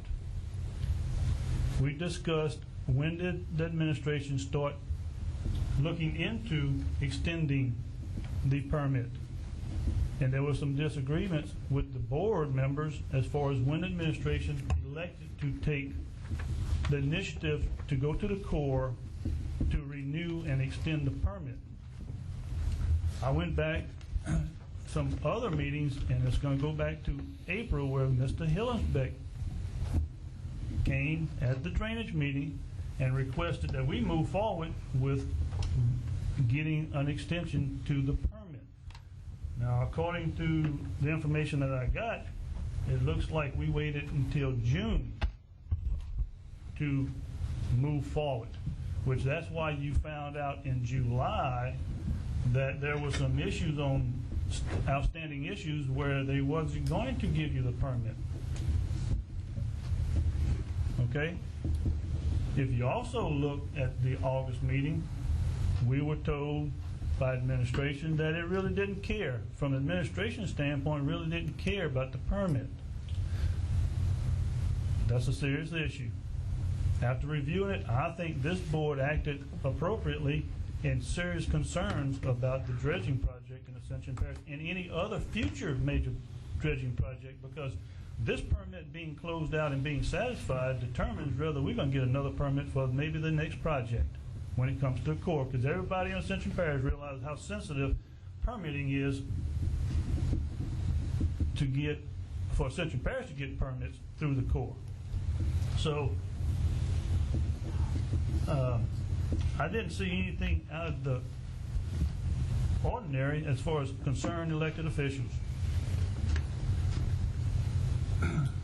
But I'm going to read some of the statements and comments that was made that I took to be attacks, that I took to be negative. Like, for instance, the worst since we began public together. Worst meeting since that's negative to me.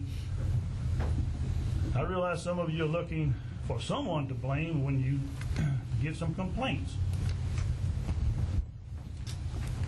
No, it could be that we're concerned about where the holdup is, or where's the breakdown. Could be.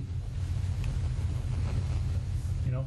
He also says, however, don't blame those who are out there in the heat and dirt trying to help solve the problems. I do not believe there's one drainage member around this board that has blamed the employees and the workers that are actually physically in the heat and in the dirt. I do not believe either one of them, none of us. Why he was compelled to say that, make that statement, don't know. Let me make it perfectly clear. You have no supervisory authority over any of these employees. There again, everyone sitting around this table know that. We all know that. No, in fact, under present circumstances, I wouldn't accept a job with this drainage board. Now that's after being here for 33 months.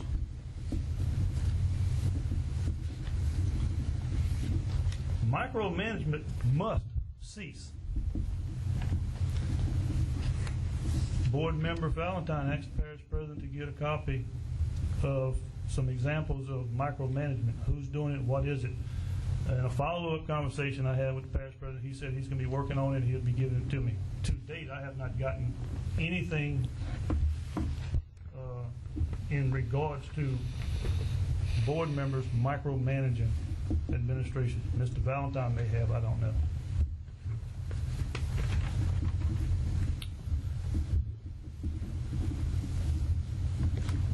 May help remove some of the bitterness and politics that has plagued us of late. To me, I take that those comments I take offensive. I take it to be negative.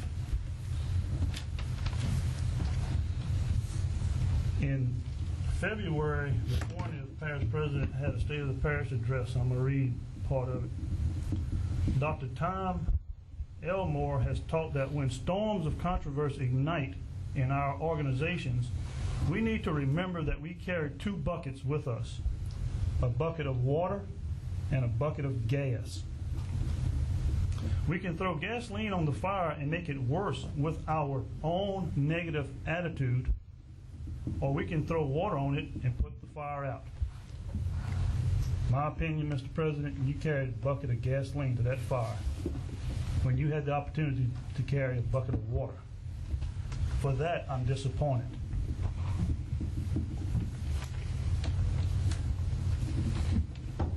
Now, the rest of this is for the board members to think about, particularly the Haddock Committee. Parish President in January of 2006 makes a statement, after 2 years in office, I find out that I do not have executive authority over the drainage district. Think about that. After 2 years of being in office, he realizes he doesn't have executive authority. Well, within those 2 years, there was right at $14 million of revenues brought in. In February, in the State of the Parish address, he states, after studying these matters for the past few months, it has become clear to me that these drainage boards should become part of the Home Rule Charter.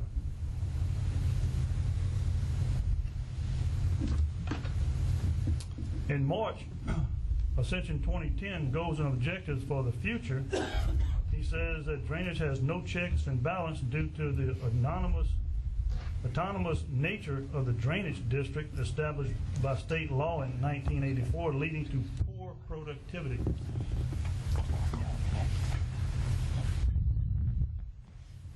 In April, that's whenever member Mr. Doug Hillensbeck requested that the department move forward with getting our permits renewed or extended. In August, that's whenever the department tells us that the permit will run out. They met with the Corps in July. The Corps said we had 29 issues that needed to be completed, and it looked bleak at that particular time. So that raised serious concern amongst council members and board members, which rightfully so. In September, the parish president has his attack, and I call it attack, and undoubtedly the other people call it attack because the paper says that the attack did not go unanswered. So it was an attack as far as I'm concerned. A couple of things to think about. Parish president waited till the 11th hour to come up with that report. Because he come up, and I say that because he told us that he didn't have time to make copies because he'd worked on it that day. Now, if drainage is a serious concern and issue with him, I would think that with a full staff, he could have worked on that with plenty enough time to have copies delivered to us. But he elected not to for whatever reason.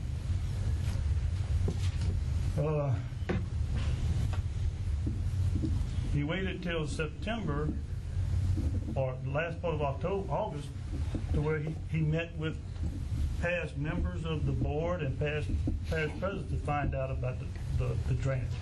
So my question, you think about it, where has he been for 33 months? Just something for you to think about. Mr. Chairman, that's all I got. Yeah, thank you, Mr. Chairman. I'll be brief. I just want to respond. For the record, I first informed this board in December when I did my first PowerPoint that the permits were going to expire in August. So I informed the board in December of 2005, and again, as Mr. Savoy said, I brought that point to light again in April.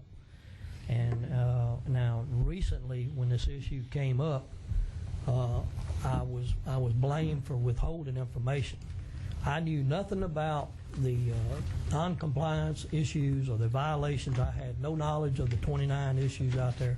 All I knew was that our permits on the dredging program on Black Bayou and Francois were going to expire in August. And so just for the record, I want to make that point. Thank you.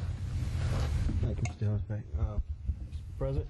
Yeah, I guess I'll do my report now, Mr. Chairman. We've had a short meeting. It'll get a little longer now, but that's okay. I respectfully appreciate Mr. Savoy's opportunity to respond.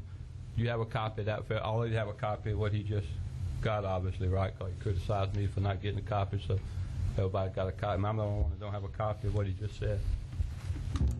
No one has a copy, Mr. Okay. President. Just want to make sure I understand that, I don't Mr. have Savoy. full-time staff. I got a full-time job.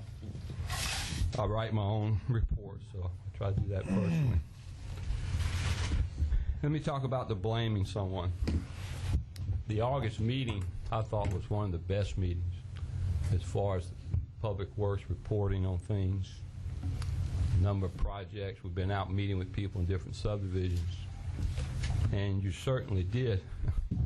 If you'd have gone to the meeting the next morning at Mr. Rue had with many of his supervisors and parish associates who had saw the criticism of them, I think you would say that they felt like they were certainly underappreciated by a drainage board when they had really made significant progress. And we've had people come before this board. Sometimes we've kind of herded them up and said, come talk to the drainage board.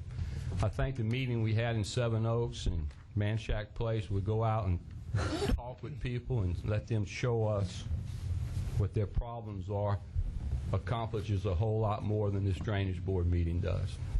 And that August meeting, as I recall, was about 3.5 hours. And I'd say maybe 30 minutes of it was effective for the good of Ascension Parish and accomplishing things. And so that's what I meant by a poor meeting. We spent 3.5 hours in a meeting. And at the end of that meeting, there was really very little that was done to solve drainage problems or make improvements. Some of the people that have come before the board, I've been in this parish all my life.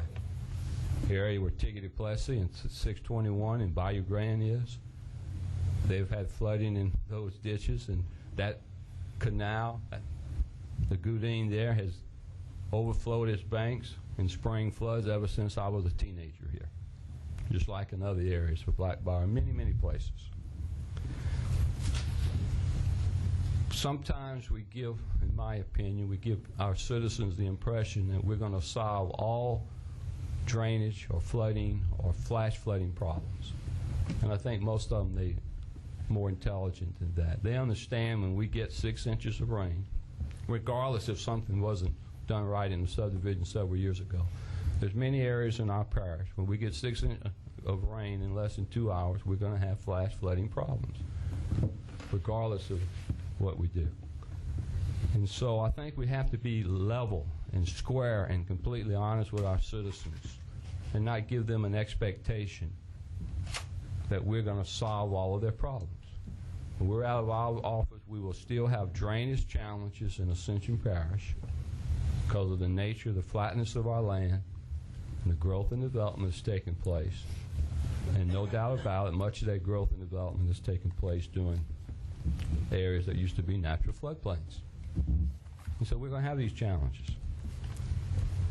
And sometimes I get the impression that we're just trying to blame someone instead of trying to find a solution to the problem. We don't need to blame anyone. It's not what public service is about.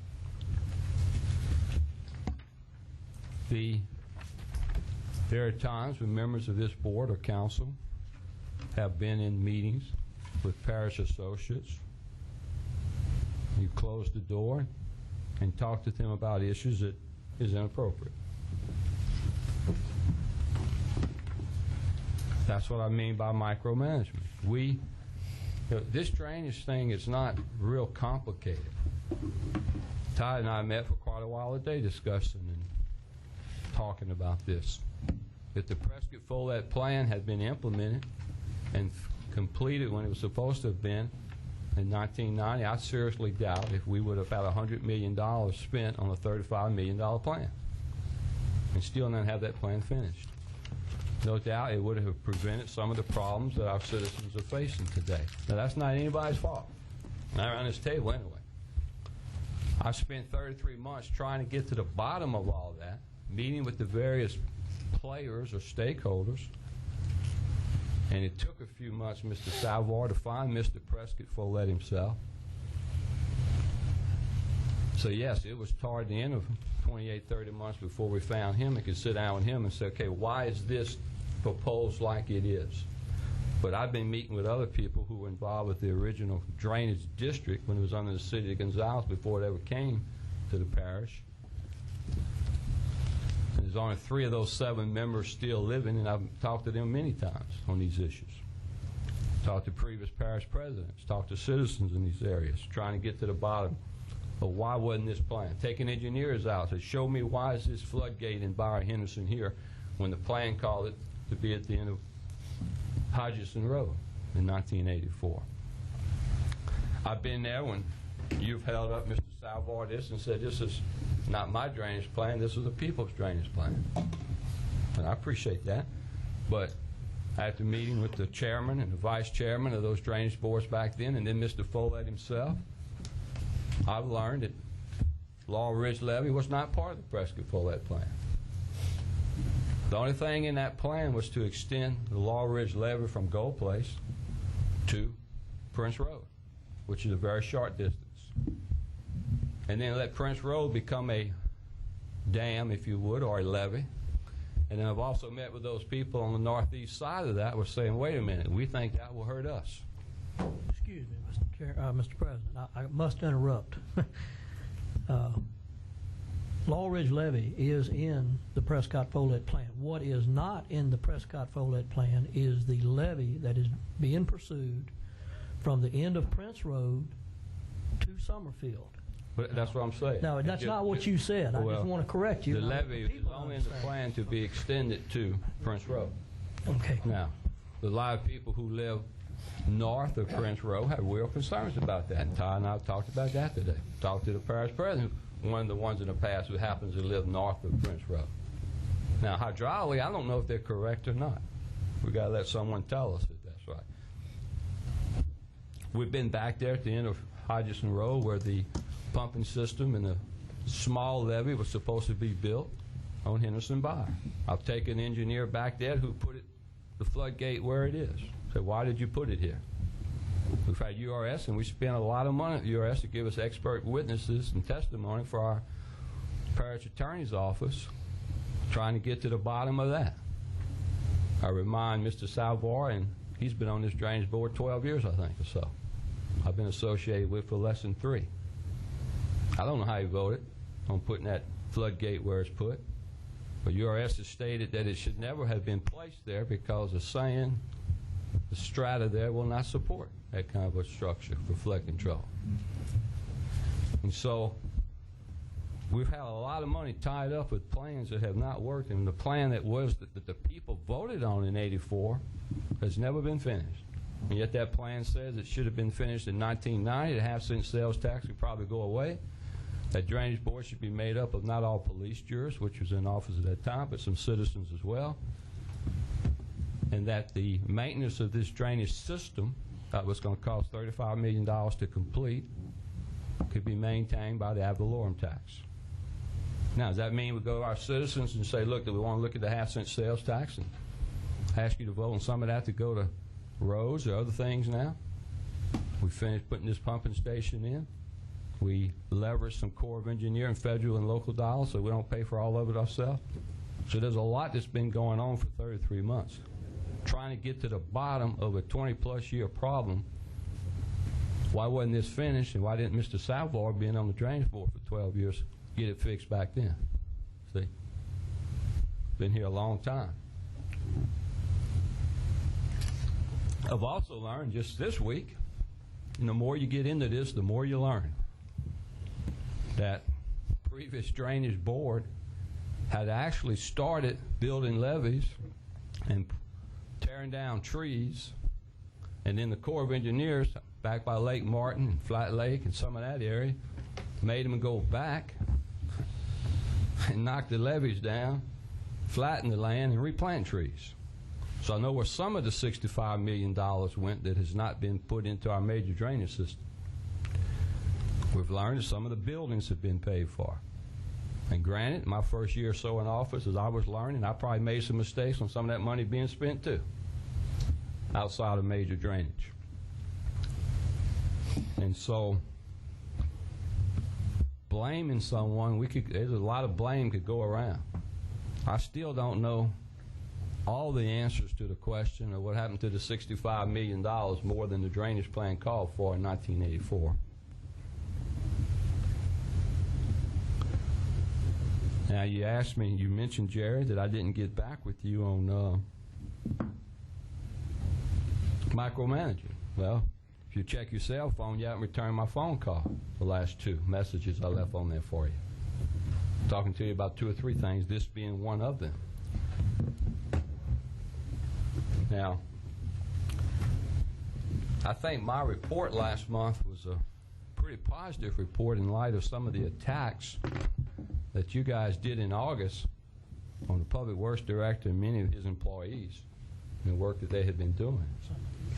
Go back and check that 3.5-hour meeting and some of the things that were said when changing the administrator for your drainage plan was talked about and was not on the agenda. Ms. Fontenot mentioned recently about being blindsided, and I appreciate that. We were certainly blindsided that night when members of this drainage board started talking about maybe the need to replace those who are working in drainage, and then before the meeting's over, you guys pass a resolution to form an ad hoc committee to look into this. At the very point in time that we probably made more progress in drainage in 60 days than we had in a long time.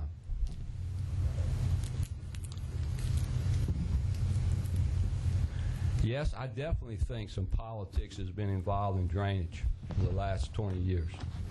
I definitely think millions of dollars have been probably wasted somewhere. I'm not blaming anybody. It certainly didn't go into the major drainage program. It didn't go into a pumping station at Bauer Henderson that the citizens in this parish voted for. It was outlined in that plan very specifically. And the total cost of all of those pumping systems, those levees, and major dredging was estimated at $35 million. And yet, people like Mr. Sabar has been on this drainage board for many years now, and his taxes generated $100+ million. And maybe he can tell the citizens where the money was spent prior to us taking office together in January of '04. I don't think our average citizen understands that St. James Parish doesn't have a drainage board, that the parish president and the parish council they deal with drainage issues like they do with roads and mosquitoes and health units and things. I don't think the average citizen understands that Iberville Parish doesn't have a drainage board, that the parish council and the parish president uses those dedicated monies for drainage to do drainage projects. It's not rocket science. You have a drainage plan, you implement it, and then because of what's happened in our parish, you have to check it every now and then and see if it's in line or needs some adjustments. And that takes a professional engineer to tell us if it's working or not working. But I think as a citizen of this parish and as administrator of your drainage plan, that it is a shame that our citizens have put $100 million of their hard-earned tax money into this drainage board, into this drainage district that was created by the state of Louisiana legislature in 1984. And we can't account to them, and those previously cannot account to them for a $35 million drainage plan that we've raised more than 3 times that amount of money now. You darn right it upsets me. Negative about that. I think we have a responsibility, a stewardship, and a sacred responsibility to care for the people's money and to use it where they voted to place it. And they voted to place it in the Prescott-Follett drainage plan. And whoever was responsible for not doing it should be ashamed of themselves. So here we are 20-something years later, still arguing about a drainage plan that the citizens voted for, expressed themselves very clearly. Seems like a good plan. I'm not an engineer, but at least you got to try it, see if it works. And here we are in 2006 still talking about a drainage plan that should have been finished 16 years ago. Now, we're going to continually have to dredge, and the President email told me in St. James last week, Ronnie, I got 2 crews, all they do is go down the bayous 5 days a week, 8 hours a day, and they just keep working. They just do drainage work. President Urso tells me the same thing in Iberville. I don't have a drainage board. Administration just does that. Why you went to a parish, most parishes, when they went to the parish charter, did away with these needless boards, waste time and the taxpayers' money. And administration, the executive branch takes care of doing what you need to do. We don't have a board over roads, for parish roads. We don't have a board over health units. We have a board over mosquito control. We need to hire an airplane to spray mosquitoes the other day. We hired a company to come in and spray our entire parish, try to prevent West Nile. And I submit to you that we can do the same thing with drainage. You just have a plan and you follow it. And then when we need to make adjustments based on sound engineering and sound financial advice, then you make adjustments. And I think our people identify, I think they deserve that, and I think they expect that. And it's not about power and control, it's just about doing the right thing for the citizens of Ascension Parish.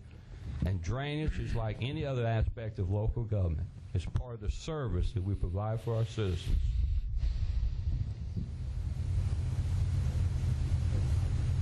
Now,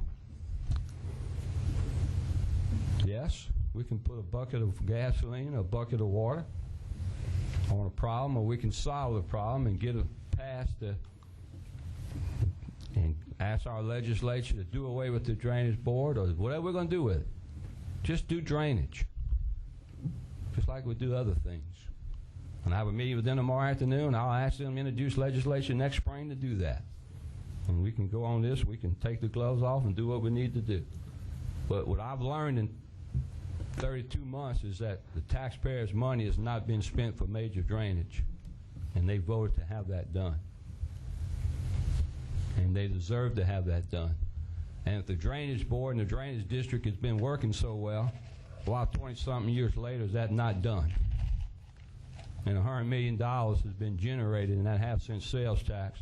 And in that plan that our citizens voted on, they were told that that sales tax should be able to go away and the ad valorem tax would be enough to maintain that system, which was a 5-year drainage plan or designed for a 5-year storm event. So I appreciate Mr. Salvor getting this discussion going. It's been needed for a long time. Now, I think our average citizen thinks when they voted on the charter in 1994 that they expected the parish president and the parish governing authority to deal with all these problems. If you go talk to the average citizen, they probably don't know that the parish president can veto actions of the drainage boards, even if he thinks they're bad decisions to redirect money or take money and not implement the plan that the citizens voted on. Average citizen, I didn't realize that until I got in this office. And I bet you the average citizen didn't realize that. And yet, you go talk to most of the parishes up and down the Mississippi River, when they went to their parish charter form of government, they did away with drainage boards and things like that, and they put it under parish government. Because it's the most effective way. You still got the checks and balances of the council and the executive branch discussing legislative matters. Like we told the citizens in Seven Oaks today, we don't need any legislation from the governing authority. We got what we need to solve their problem. We don't need any appropriation of money. We got enough money in the drainage fund to solve that problem. So tell me what we need that the administration can't do. Just let us do our job.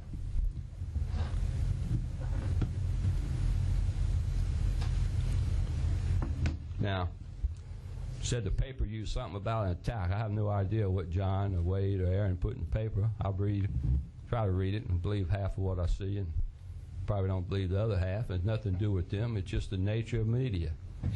But if you took it as an attack last month, it wasn't intended to be an attack. It was intended to a response to what happened in the August meeting where you guys started attacking the administration and especially my public works brethren and sisters on work they had been doing. And so I wanted to bring some clarity and I wanted to bring some conclusion because our citizens deserve that after 20-something years. And I submit to you that if the way drainage is structured now is working, we wouldn't be here today talking about where does $65 million go if it was working right with this drainage board, okay?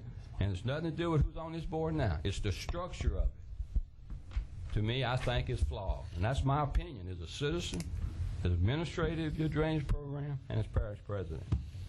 And I could be wrong, but I don't think so. I think the average citizen, if they understood it, would say there's something flawed with this system. But we got to say this man gets paid so much money from drainage, this person gets paid from road or bridge. The whole thing is convoluted. In my opinion, it could be simplified and made much easier to administer and much more effective in providing services to our citizens.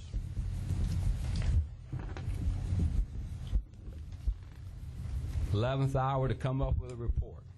Yeah, sometimes it takes me right before the meeting starts to finalize my report. No doubt about it, Mr. Salvar. I probably worked 12 or 15 hours already that day on other issues and trying to get prepared for that particular meeting.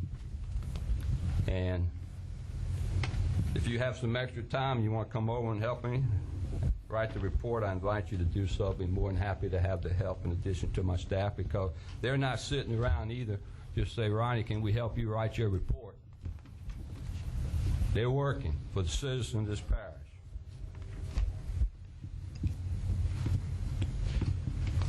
Now, it's unfortunate. I don't like to talk like this. It's not my nature, really. But sometimes when people just continue to criticize and try to politically set themselves up to look good, I will respond. And I will respond with I think in the best interest of this parish.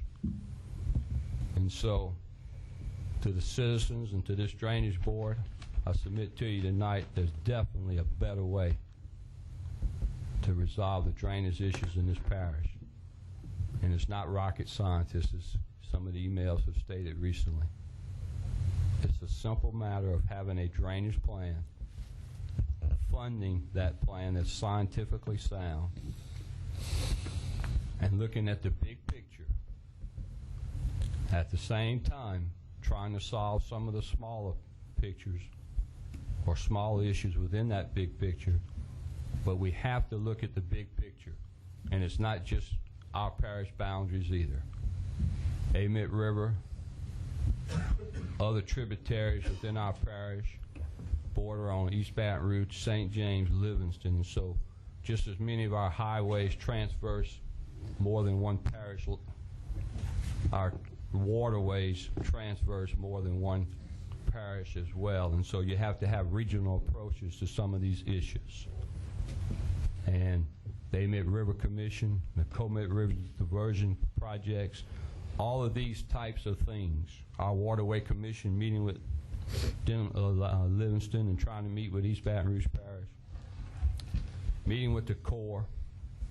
All of these issues involve multi-boundaries or jurisdictions, because they're not. Amite River doesn't start and stop at Ascension Parish, nor does Bar Manchac, just like Highway 42 does it. And so you have to look at this globally as well as micromanaging some smaller problems. And it's not in any way saying we're not sensitive and understanding of a problem in a particular specific area.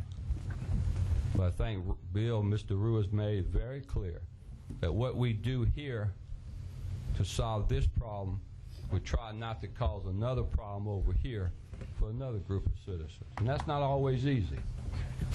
Okay? So I respect Mr. Savar's right as a citizen, as an American, to disagree with the parish president. I hope he respects my right to disagree with some of the things that he said.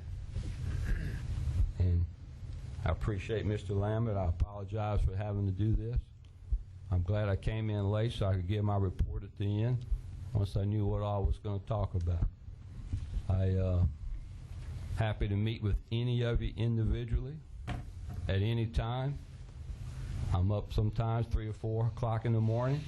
Call my cell phone. Say, I got a few minutes, Ryan. 4 o'clock, I'm on the way to work. Can we sit down and talk? I'll make myself available to you.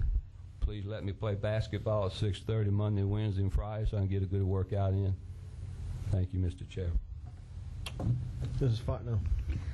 I just had one response to the Seven Oaks issue and the Manchac issue, and the fact that DPW is working toward getting these things solved. You did mention that if we let them, that they don't need to come to the drainage board. Mr. Cascioli is sitting out here in the audience today.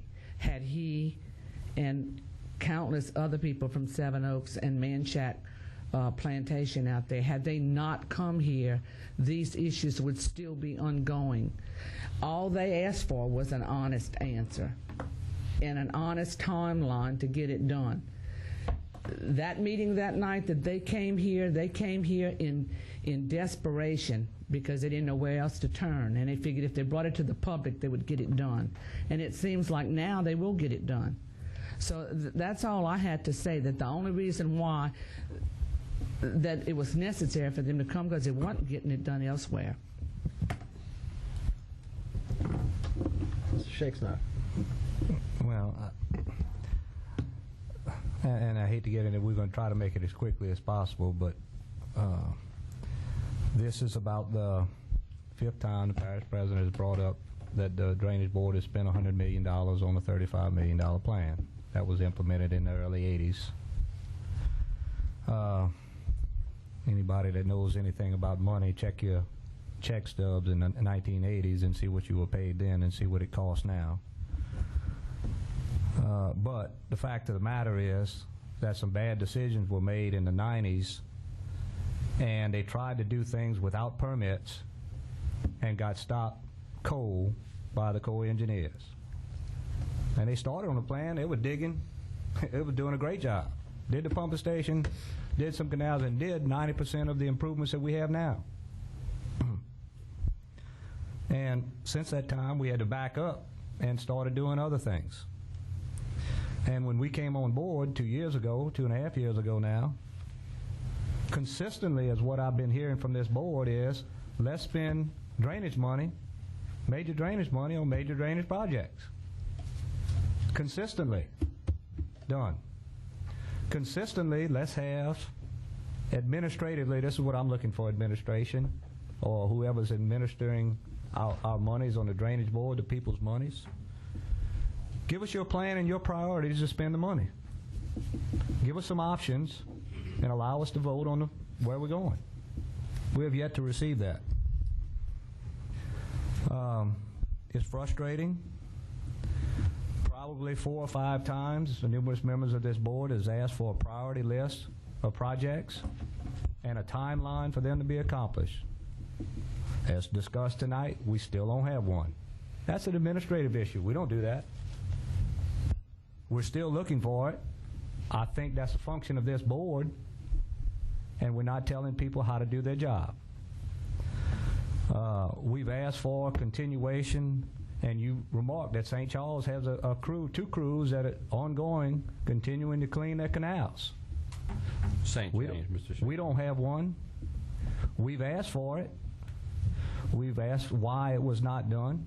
We're in a situation now with Panama and Conway Canal, which, and you rode with us, I appreciate you coming, totally unacceptable for this parish to have drainage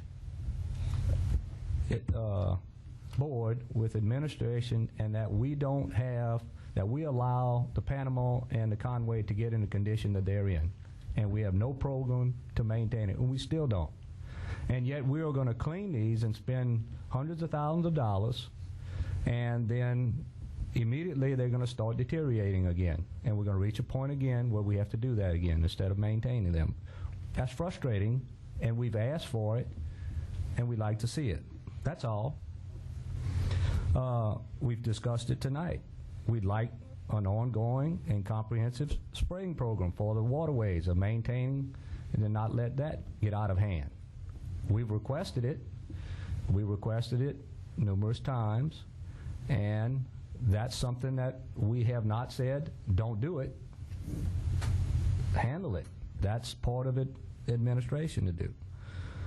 And again, we've asked to spend money on drainage issues only. But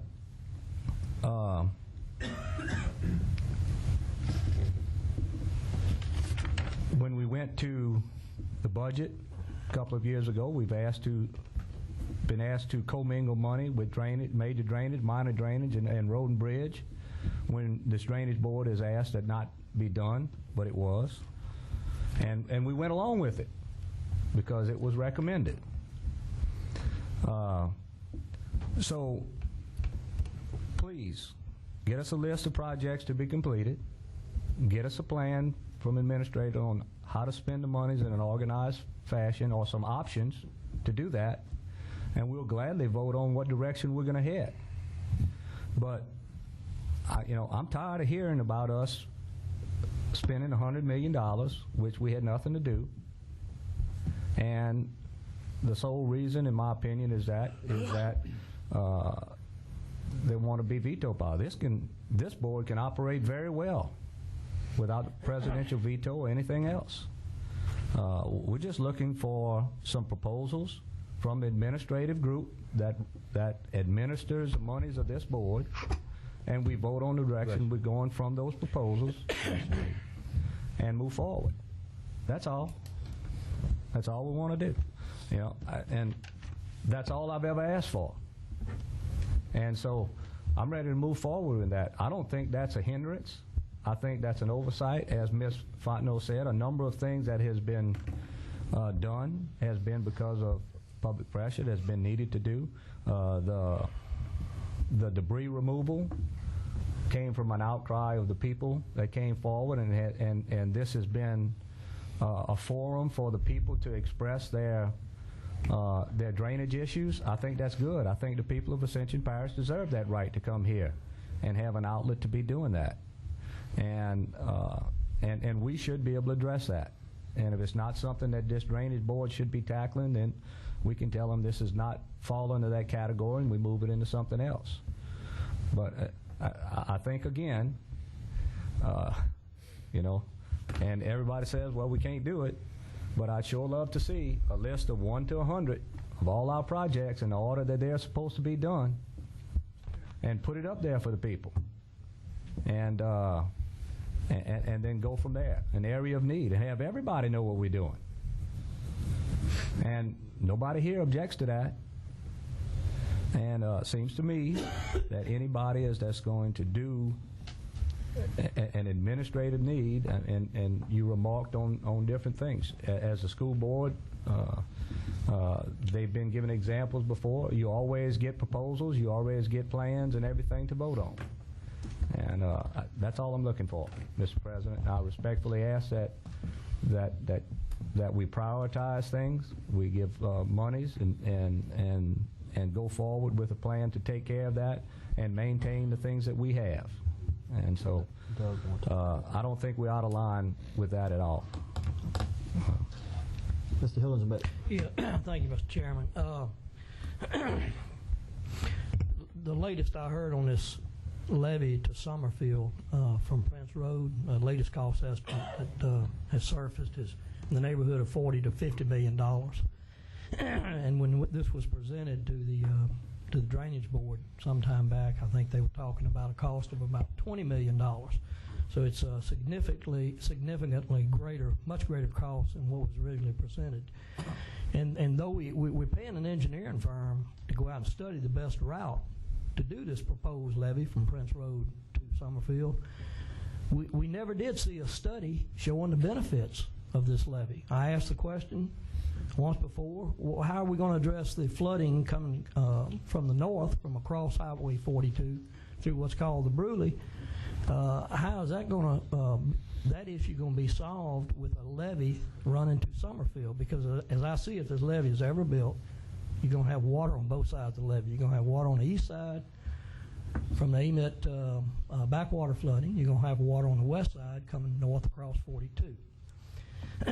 Now, I fully support the Henderson Bayou floodgates and pumps. However, this levy to Summerfield is a separate issue. Has nothing to do at all with Henderson Bayou. Back in December, when I did my first PowerPoint presentation, I called this the Savoy Plan. And Jerry, I'm going to say it again tonight. Just like the parish president said, you stood up there and you held up the Follett plan and said, this isn't the Savoy Plan. This is the people's plan. You voted for this. You voted for this in 1984 with a half-cent sales tax. But I'll tell you, this levy that you got this board going toward getting done, this levy from Prince Road to Summerfield is, again, not in the Prescott-Follett plan.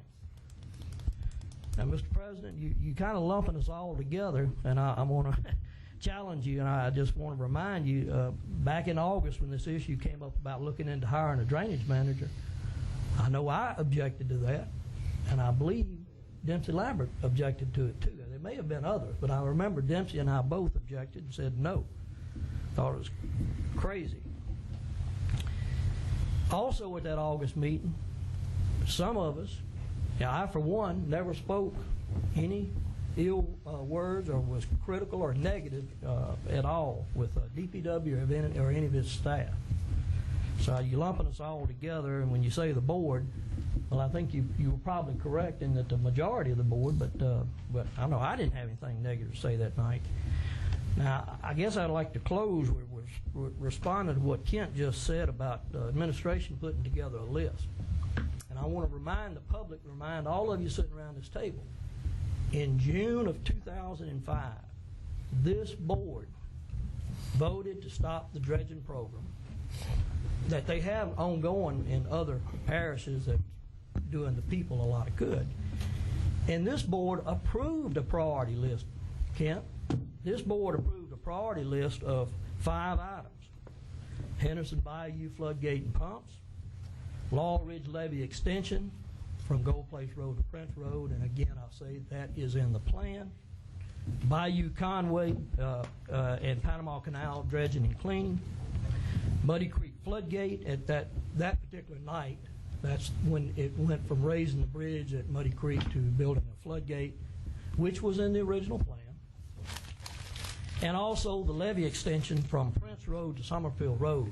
And this was all based on, hey, we are going back to the FOLET plan. And guess what? That levee that could cost the taxpayers $40 to $50 million is not in the FOLET plan. Thank you. Question? Mr. Chairman. Mr. President. Okay. The budget you'll be receiving in the next few weeks is an outline of priorities, ladies and gentlemen.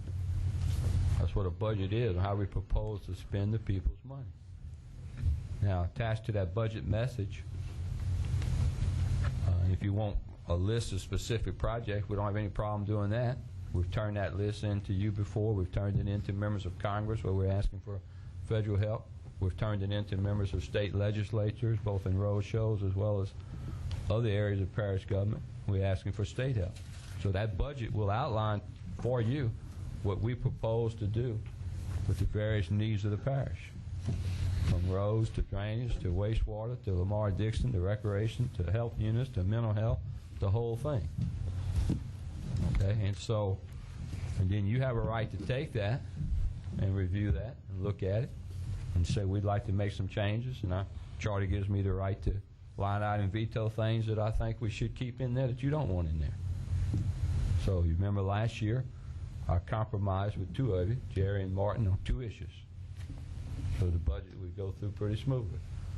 So I'd appreciate, Mr. Shakespeare, when you see that budget, there's not stuff in there. Instead of just voting for it, bring up some things. If you got questions on that budget. That's why we give it to you 75 days prior to the end of the year.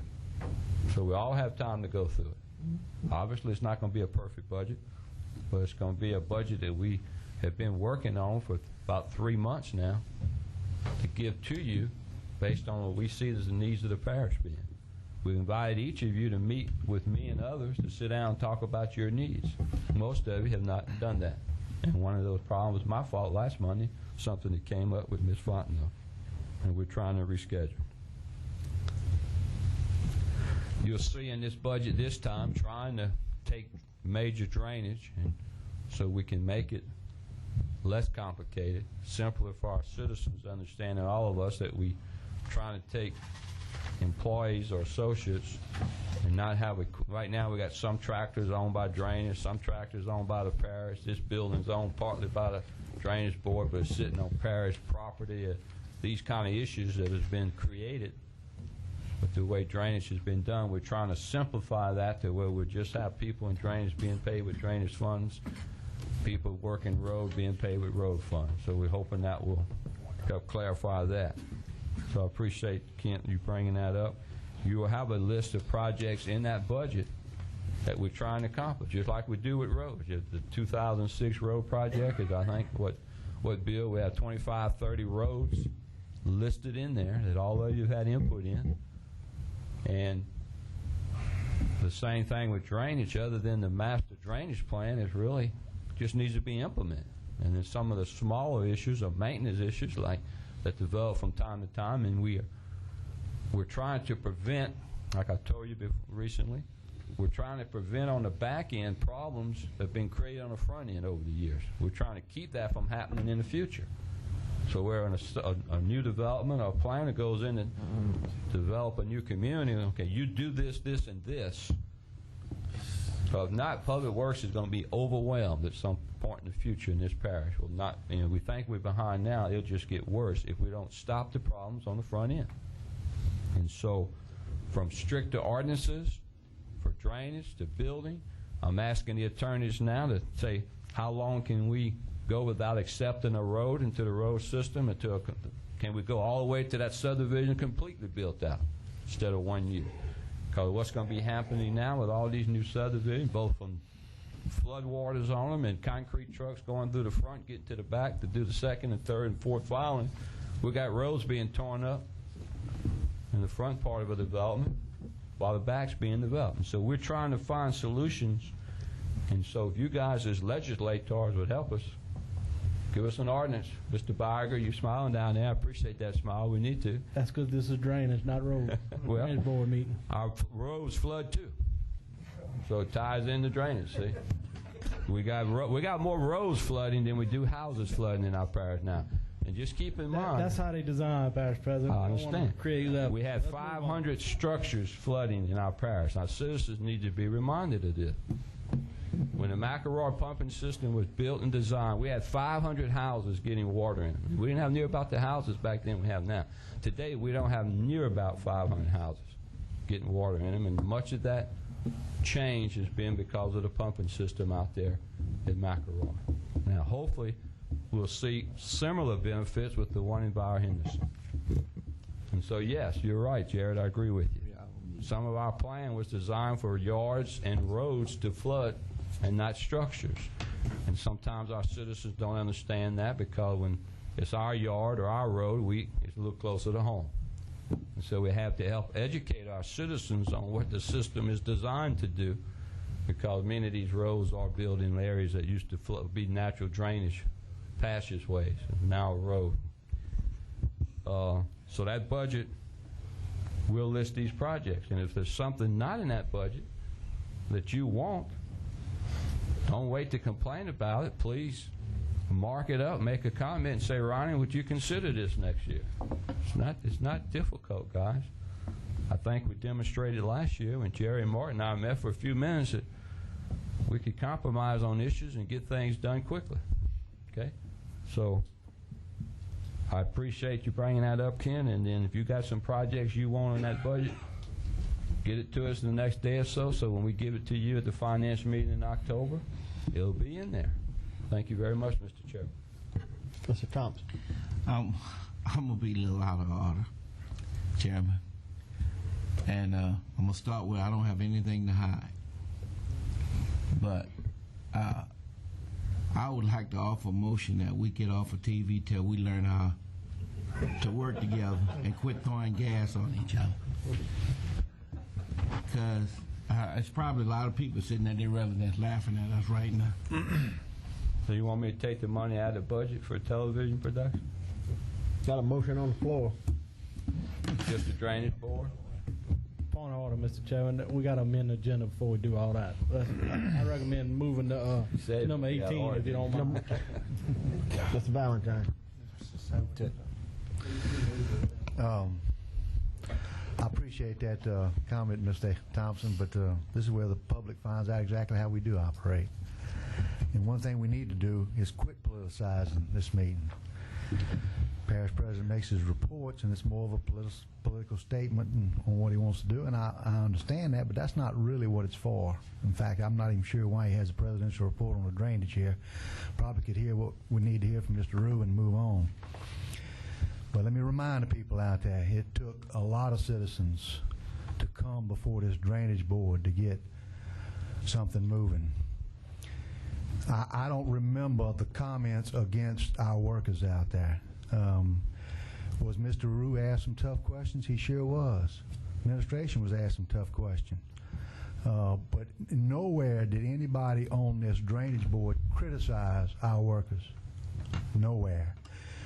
Mr. Shake Snyder brought up the fact that we might ought to contract some things out, only to help the people out there get it done. As you see, we had Kim Spray come in tonight. In fact, a gentleman contacted me the day after that meeting, brought me the same brochure, and said that, hey, we can help you guys if y'all falling behind. Let me remind this drainage board, the first budget that the parish president brought to us took $500,000 equipment and people out of the road and bridge fund and put it into drainage. It passed 6-5. So, you know, everybody is at fault. I think I noticed that this sales tax that we collect with drainage, we've collected $20 million since the parish president's been elected. What we've done with it. I think we've been trying to get on direction. You know, we haven't done anything that really hasn't been in the Follett plan as far as I know. Mr. Epps went out and found Mr. Follett. I don't know how hard you looked for him, parish president, but I was interested in knowing exactly what took place. I didn't know all I needed to know about it myself. But this drainage board, we're the legislators. That's administration. I'm not going to sit up here and get browbeat on, you do this. I asked for micromanagement. He said he called. I didn't have no calls on my cell phone. I'm the one that asked the question. I'm still looking for it. Just because somebody went behind a door with Bill Root to ask what's going on, I mean, that's what I do. Bill can attest to that. I don't do it often, but if I got a problem, I'll talk to Mr. Root about it. I don't talk to the supervisors. And I think most people around here do. So if somebody's doing something, then you need to address that on a personal basis. And, you know, I could go and try and make time, parish president, but, you know, I requested you come see me, and I haven't got a phone call on you come to see me yet either. So work two ways. That's it. Any more questions? We're going to move on to 18A. Mr. O'Neill, I believe back in 04, we had signed a contract with Aegis for some mitigation buyouts. Well, effective January 1st, 06, Aegis is no longer performing this type of service, and all employees have been transferred to higher ground protection. I so move, Mr. Chairman. Got a motion by Mr. McConnell, second by Mr. Thompson. Any questions? Any objection? I'd just like for us on the next go round, when we come with the next contract, that we look at any and all other companies and see what. This is just finishing up on the previous one that's ongoing right now. Just make a note. Yes. Any objections? So moved. Chairman's report. Omar, you got anything back there? Are you okay?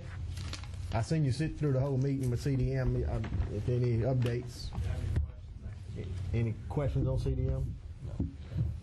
Motion adjourned, Mr. Chairman. Motion adjourned by Mr. Barger. Second by Mr. Thompson. Yeah. That's why